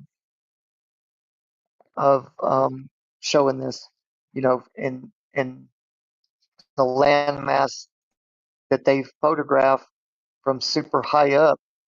Of course, looks like what we would think of as Antarctica, but is the shape of it always 100%? Let me see if I can find a picture of it. Is Antarctica the shape like that they show us all the time? Is it exactly like it? Is it a reversed image, possibly? Like, could it be flipped, in other words? Let me show you guys. Why does this keep opening up, right? Stop advertising, bro. Where does it go? Let's see. Here's the quote unquote map. Now, I want to get a realistic. Let me get a realistic map, like an actual representation. Check that out. Dome A, Dome F, Dome B, Dome C, whatever. All right, so let's just use this one here. So this over here, this little spot here, I think if you reverse the image where this part was on the bottom, ooh, it's on the bottom down here. This is the Ross ice shelf right here. It's called the Western Antarctic ice sheet, right? This thing melts every year and then it refreezes. So they say. Now this ridge right here, okay, right over in here is where they did their quote unquote experiment. And I'm not even gonna bullshit you. Not gonna bullshit you. Well, somewhere right in here. It's right on the edge of this circle. I'm not gonna bullshit you. I found a lot of evidence, and little breadcrumb trail over over a year's time, and it's 19 pieces of evidence that show that right here, right about here, almost at the edge of this, they were launching what's called a satellite and a big, huge silver balloon, a reflective, very reflective surface. It's just like a mirror. And anyway, it was strapped to some next generation neutrino detector and neutrino collector, right? As they passed through this technology, they were amplified by the upgrades in the technology at the South Pole Station, right over here.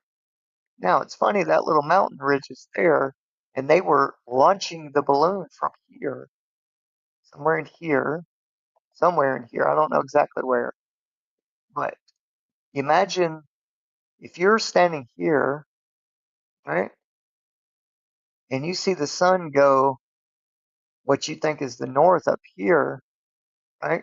The north, the sun should usually do this, right? Like it should, the path should be something like from there to over here, right? And go back up. And there should be a big circle here being done, right? You would never think, like to Jaren's point, you would never think the sun would pass on this side of it, but it did. And it did a circle like this.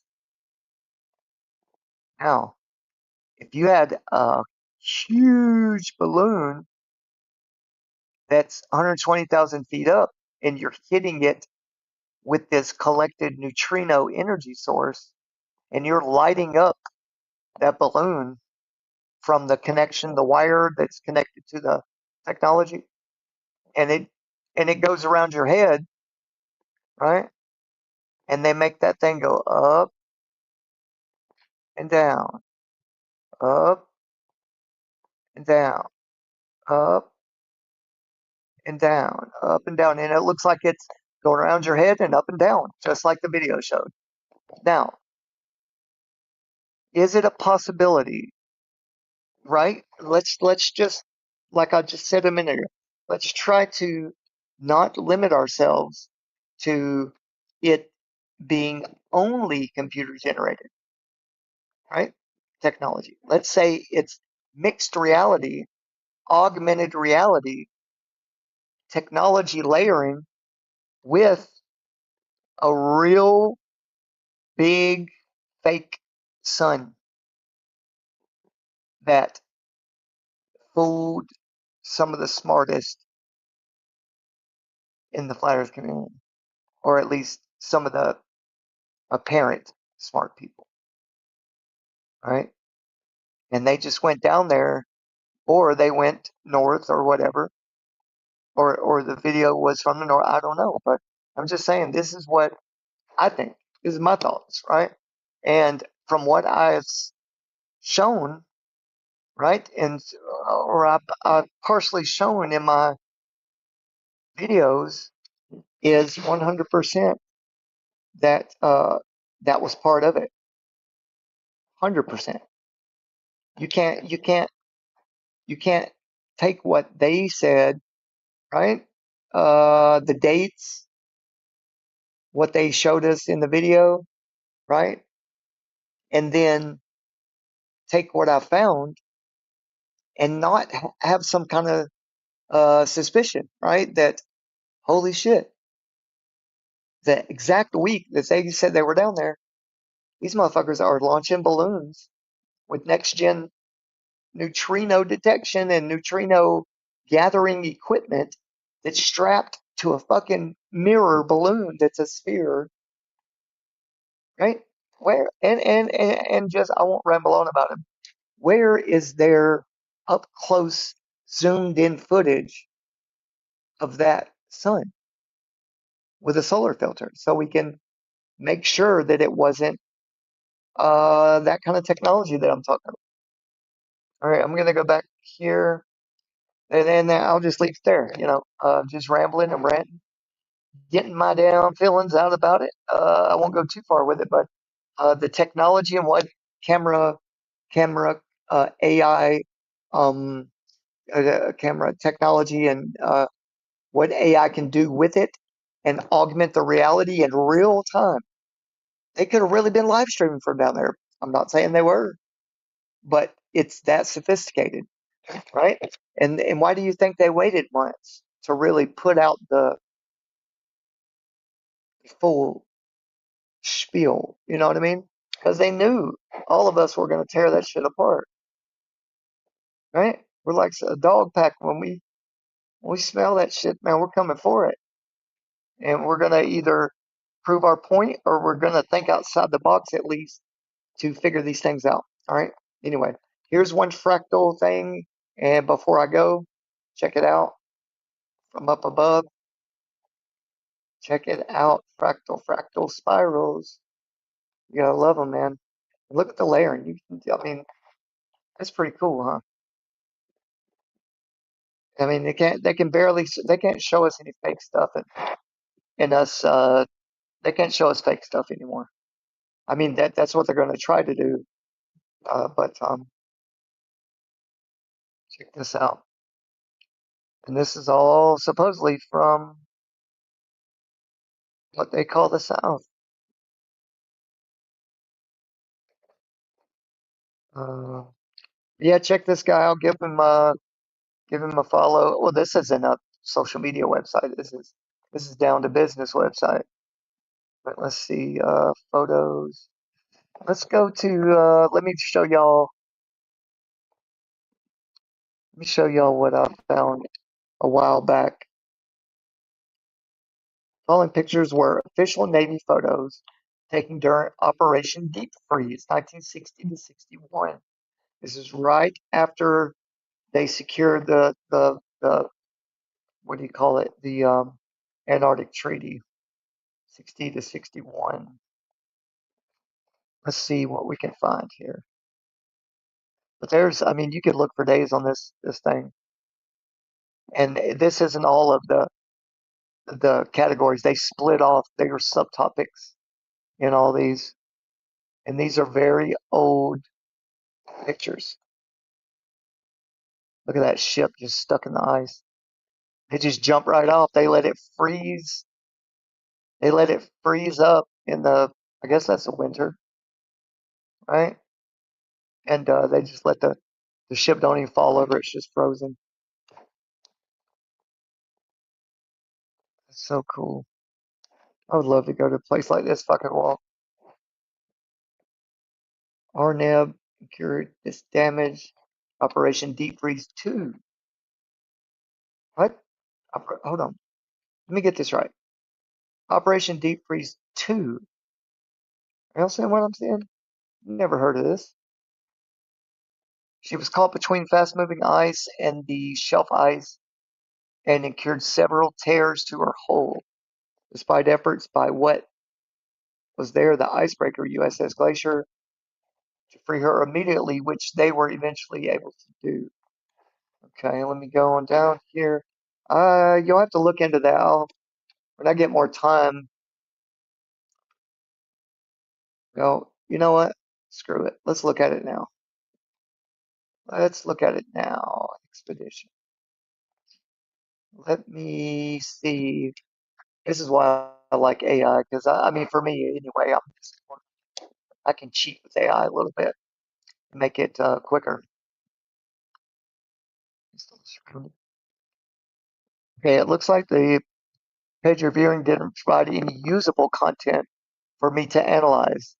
The browser returned a content filtered result, which means the page's text wasn't accessible. Because of that, I can't base the explanation on the surrounding page itself. What I can do is give you a clear, historically grounded explanation. Okay, let's see what you got to say here, buddy. What Operation Deep Freeze 2 was the second major U.S. naval mission supporting the IGY, International Geophysical Year, a massive global scientific effort focused on Earth sciences. Okay. The expedition built on the first deep freeze mission and dramatically expanded the American presence in Antarctica. This is interesting.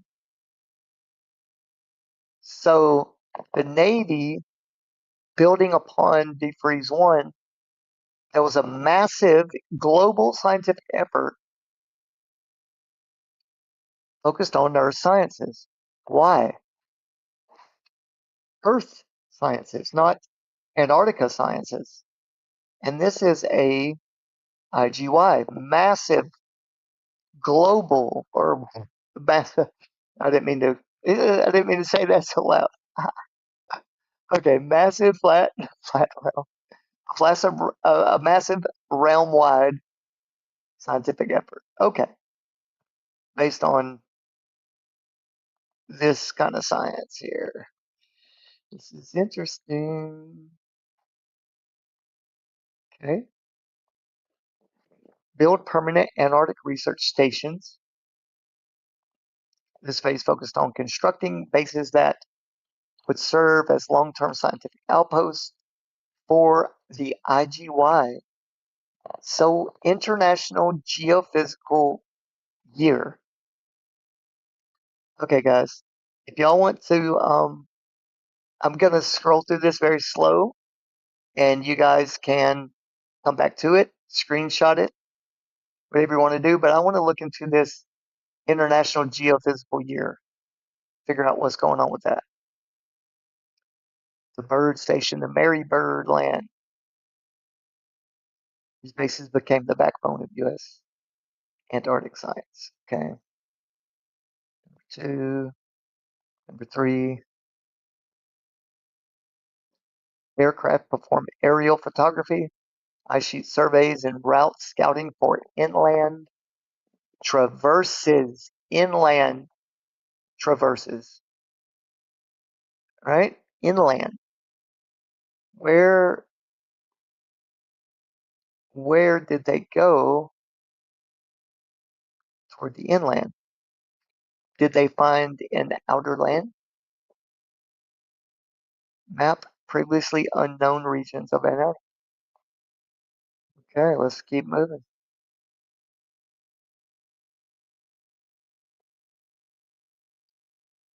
Freeze 2 laid the groundwork for ionospheric research. There we go. That I figured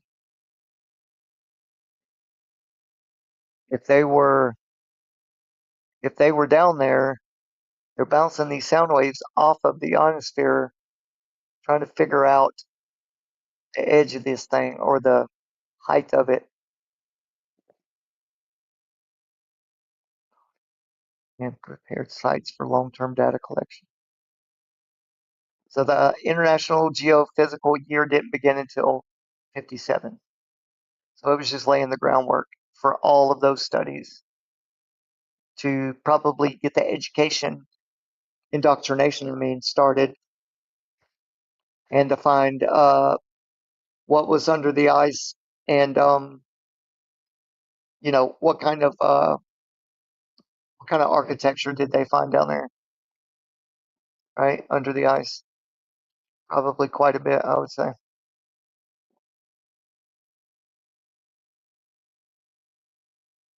Right, I'm gonna keep jumping through here.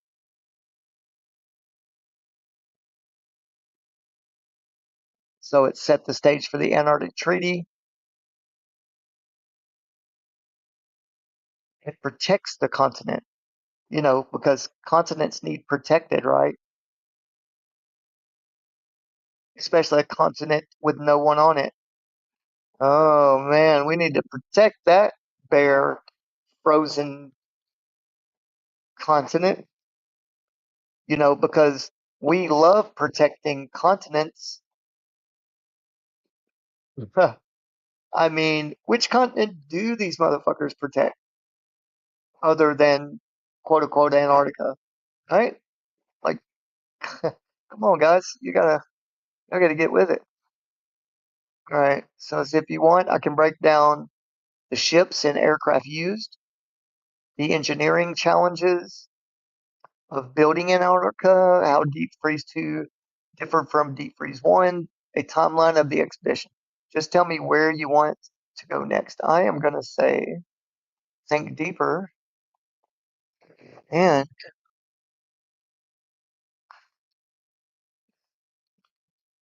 uh, tell me about, oops, tell me QQ. Okay, tell me, sorry about all the noises in the background, guys. I'm on a mattress that's it's got a weird texture, so when I move it like creaks and bends and all that. So my apologies if it sounds crazy back here. Okay, tell me about all those topics. I wish I could just say it. All of, oh, sorry guys. All of those with, oops, damn it. I always mess up when my hands are all, like my hands are contracted. So I have to pick with I wish I had, I would have to interrupt the whole thing just to do voice text to this. So just bear with me. Tell me about all those with proofs.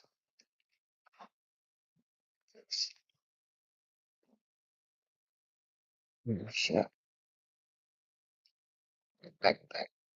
God damn it. Keep messing up. Sorry, guys. I know this gets boring sometimes, but I'm doing it with proofs.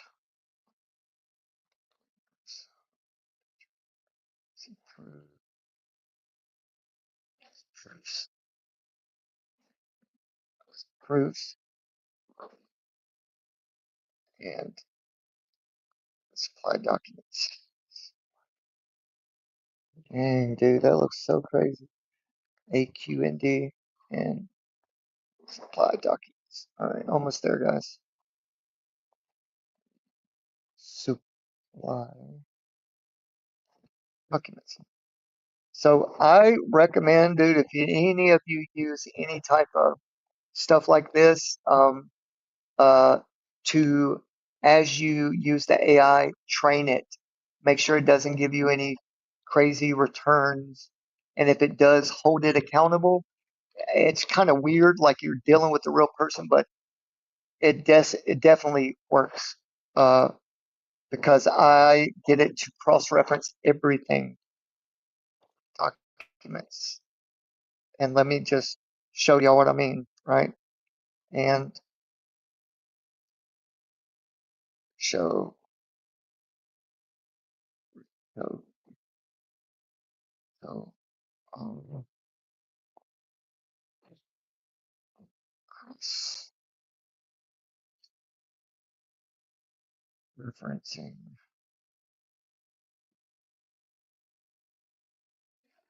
referencing material.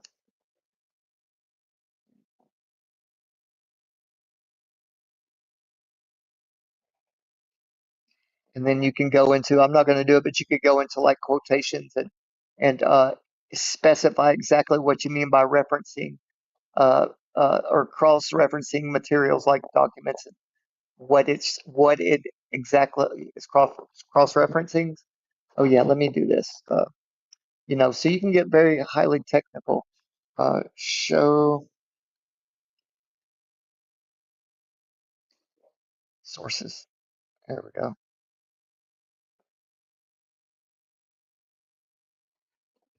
With links. This is interesting. I didn't know I was going to get into Operation Deep Freeze 2, which is not even ever crossed my mind, right? Show sources with links. And sometimes you can be nice and say thank you for doing that. And I do several deep dives. I'm going to show y'all guys a little bit behind the scenes of I've never did that. I've never really broken down with my actual research papers. So I think you guys are going to enjoy that. So right here establishes the U.S. Antarctic Logistics and Base Network that enabled the IGY primary documentary proof lives in official or lives in official Navy, Air Force, CB. Fuck is the CB? And NSF records and in contemporary proceedings and photographic archives. I would like to see some of those, right? I can demand to see those. And if it says I don't have access, I'll say, go get it, and it'll bring back like some legislation shit I got to sign. And it's really weird, man. Like this whole thing. All right, let's see. What do we got here? Let me go down here where I can tap on this. Okay. Key considerations and decision points before you collect documents. Do you want logistics proof? Ship manifest, deck log, supply manifest, construction proof, CB reports, engineering drawings, okay, operational proofs, task force orders, flight logs, or scientific proofs. You guys, I've got so much of this already. You know what I mean? I don't for deep freeze too, but I definitely don't fuck around when I do deep dives. All right. So, I just keep on going here. Aerial reconnaissance photos, installation records. Okay. So this has an instrument installation record trail, the International Geophysical Year, a modern compiled history and airlift overview is available from the Air Mobility Command History Series and provides a consolidated starting point. Okay, let's look at that. Bam, just that easy. Look, guys. Look at this. Beautiful beauties. Oh, man, look at that big. See, maybe that's a CB. Okay, got a little mountains back there. Let's go down and let's see what's up with this. Dude, look at this. One of 284. This is going in my damn stockpile of evidence and records. Operation Deep Freeze, 50 years of U.S. Air Force airlift in Antarctica. What? Let me get that right.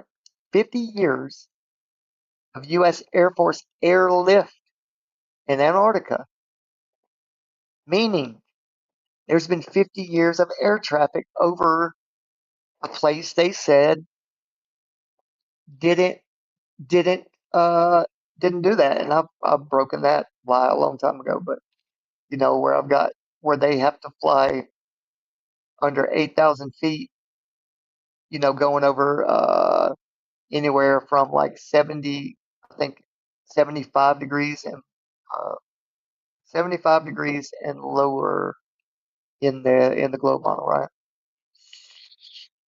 Or anywhere really for that matter. Operation Deep Freeze, 50 years, U.S. Air Force airlift. All right, guys, I'm going to save this and I will put this also, unless y'all just want to look it up now. Uh, where save this to?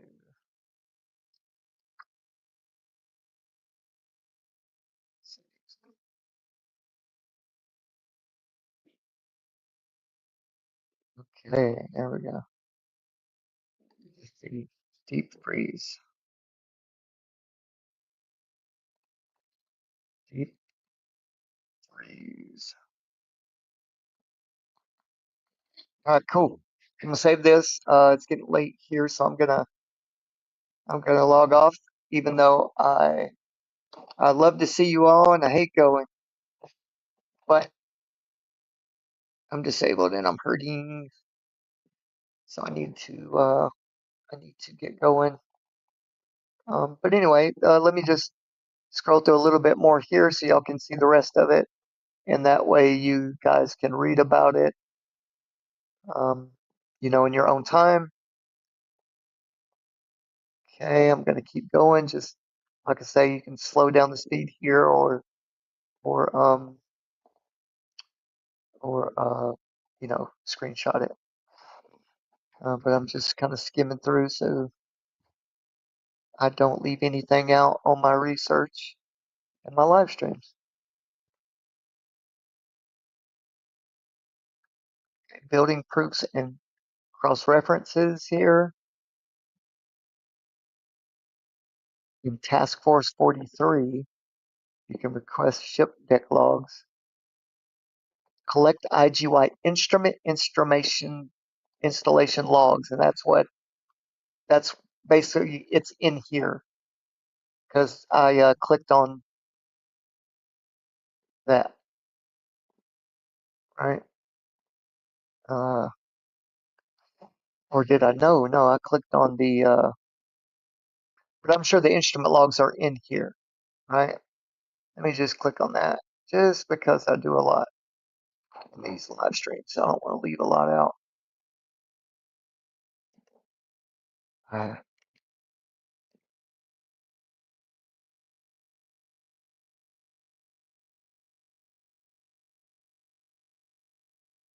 uh, this thing will click right.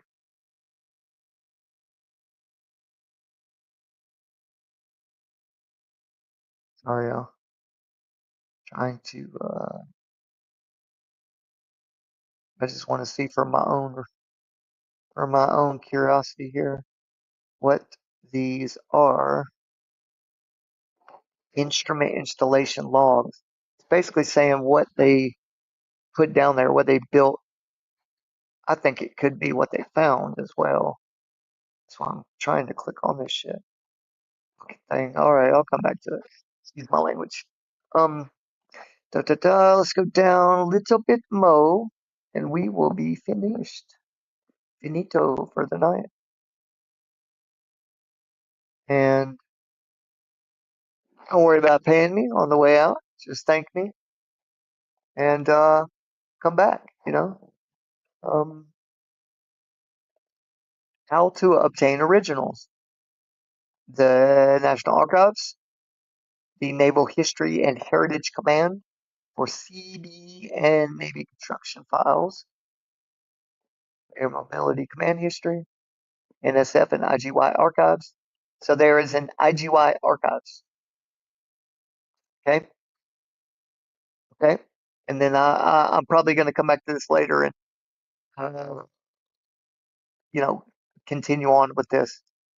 I might just do a deep dive on Operation Deep Freeze 2 and come back and give it to you guys. But here is an almost 300-page breakdown of the first one, Operation Deep Freeze, okay?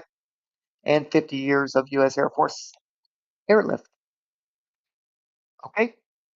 So let me minimize this one. I will come back over to my main screen with my main team. 5 people still here. Thank you for being here.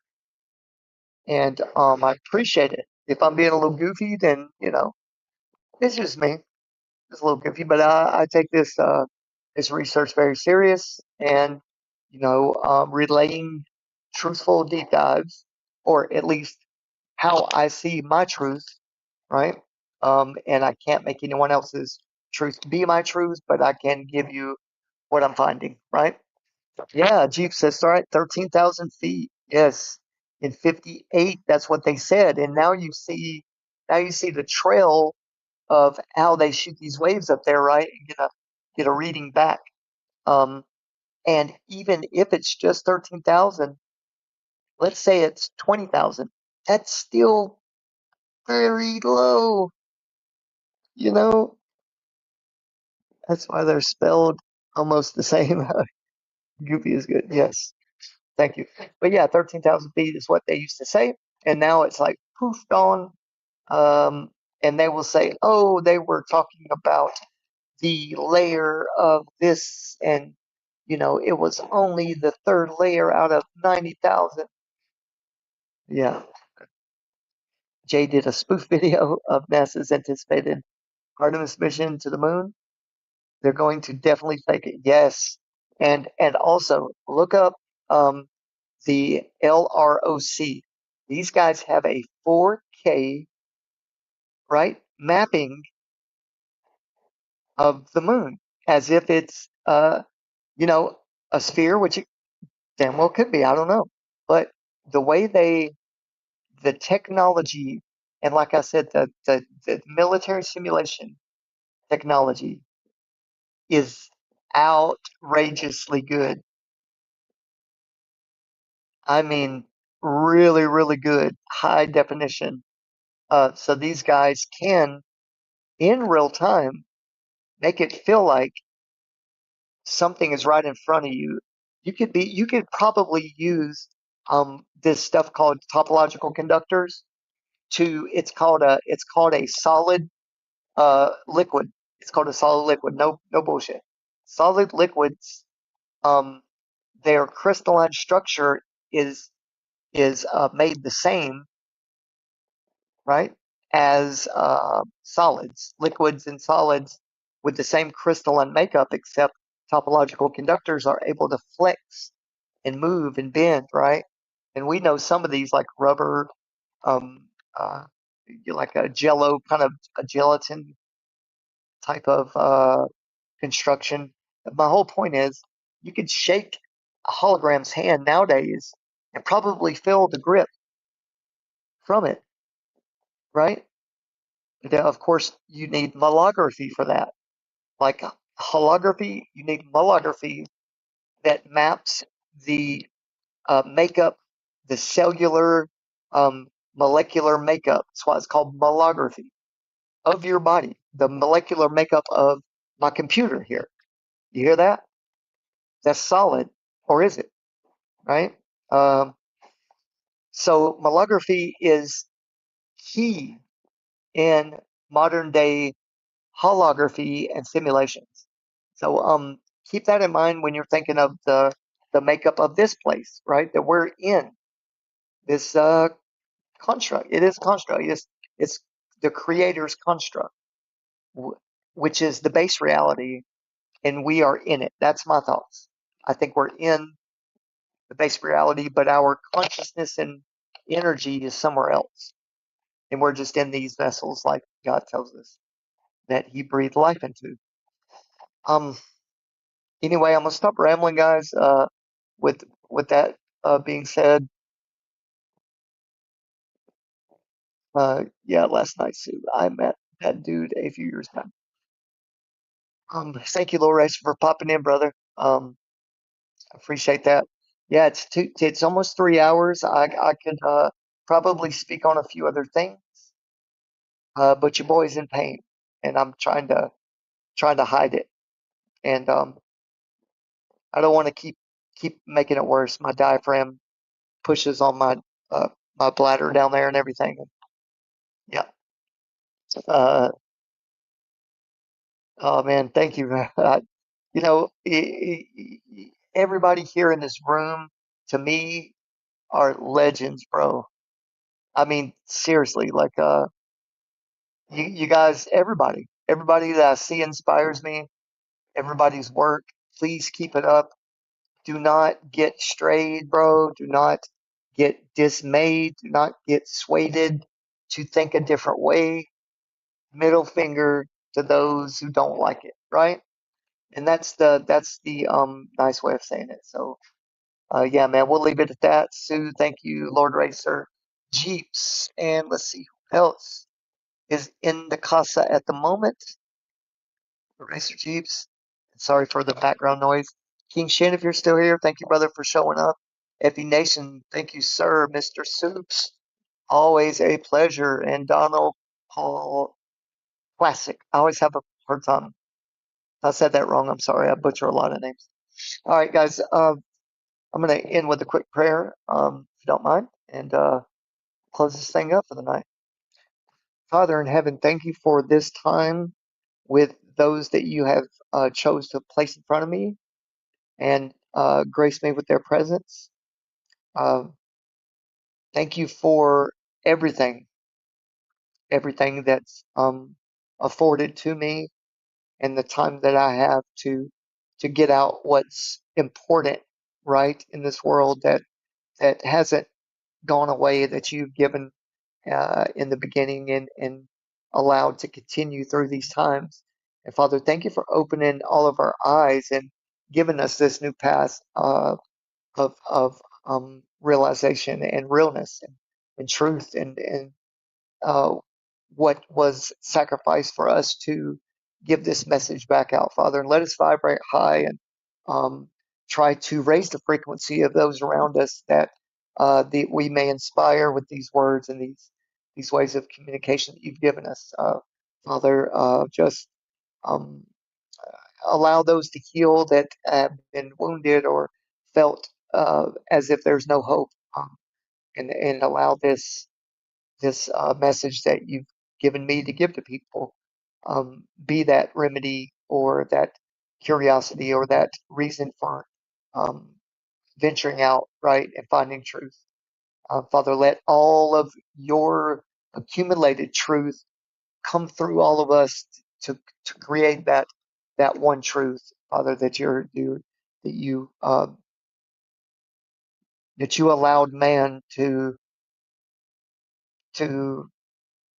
sacrifice your part of you for this message to even be received, or even be given through me, right? Or that I may have even not even been curious if I didn't realize about Jesus. And Father, just continue to give me this strength and this will to push through my physical pain, to also heal through your message. And Father, I pray these things in your Son's name, Jesus Christ. Amen.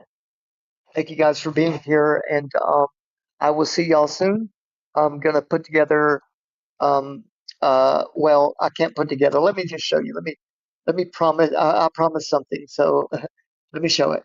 Let me go in the background here. Um, Let me go in the background here and just show you guys what your boy does in his time, right? And let me show you what I've created. Here's a few pages. These are one-liners, right, that explain my main truths, my main messages that I found out, and kind of my mission of putting out what technology and humanity has become, and what it's becoming, and what we need to watch out for. Those are one-liners. These bad boys, these are the 20, 30 pages of research, and this is just my laptop, guys. So don't think it ends there, okay? This is on my phone, on my tablet, on my TV, and they're all different. And there's many, many, many, many, many of them, okay? And I haven't released everything yet, but in good time, I think when I've had enough, um, just from my posts, from my lives, from my playlists, which are almost 3,000 videos, probably 2,500 videos, somewhere in there, just on this platform, 1,500 on X. So I'm not a newbie at this, guys. Trust me. But a lot of this other stuff I've talked about, but I want to really, really bring it out in a nice fashion for you guys, to where you can go. This is talking about Tenna, and this is talking about organic biodigital interfaces. Okay, all of this toroidal vortex motions, for sorting, real-time simulation for cooling technologies, right? Fractal toroidal integration, and how it works, from how all this works from the base reality, how all this works, and how all we're doing is seeing a representation of it through our eyes. And this is how technology is coming to replicate it. And they're getting good at it, guys. So I'm just scrolling through. I don't really want to give all this away. Um, I do. It's all going to be free, but it needs to be rolled out in the right way, to where it's not uh, abused. Okay. So I know there are good intentions. Let me show you these as well. there are good intentions through everybody, but there are bad actors out here that want to use people like me and you for what kind of money and profits they can get. And I'll die before I give this to the wrong people. I'll erase all my fucking work, to be honest. And excuse my language, but I will. You know, all of this right here, guys. Um, this is all. This is all what you hear from me and what you see from me. Okay? I break down everything very thoroughly because I want to be careful with this kind of stuff, and I want to make sure I'm getting the right and I'm not being steered astray. You know what I mean? But anyway, just wanted to give y'all a little sneak, little back door there, and let me scroll back down just to say my final words here to everyone. Just want to make sure who's here, who shows up late to class, who needs tardy slips. I'm joking. All right. Goofy is good. You're right. Thank you, Jeeps, for everything you say, all the kind words. Thank you, little racer. You as well. You're very inspirational, and you motivate me, right? Um, so yeah, thank you guys, and God bless. You're welcome, Jeeps. Forward to the next time. Uh, get some rest and get comfy. Yes, ma'am. Thank you. I didn't even know where to begin to accept accept help from anyone. Let me read that again. It says to begin to accept help from anyone. You know what? The reason why you don't see me all the time is just because my mind is always working in overdrive, and I'm trying my hardest to get all of this documented and then put out open source, right? Guys, I've got motors that have no moving parts. You know what I mean? Like that actually work. Um, and so I want to give this to people that deserve it. You know what I mean? Sorry, I don't know how I put that up there. There we go. Okay, I'm gonna take this off, and but yeah, there are people that really need this kind of tech, but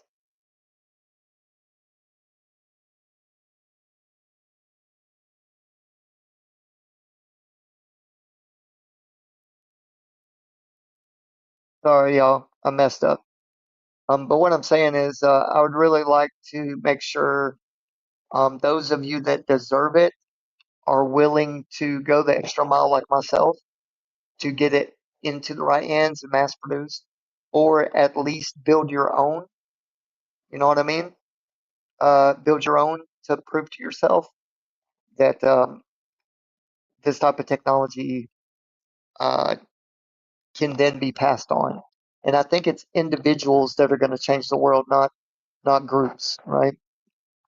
Um, so yeah, man, I appreciate you, little racer. I want you never stop being you, brother.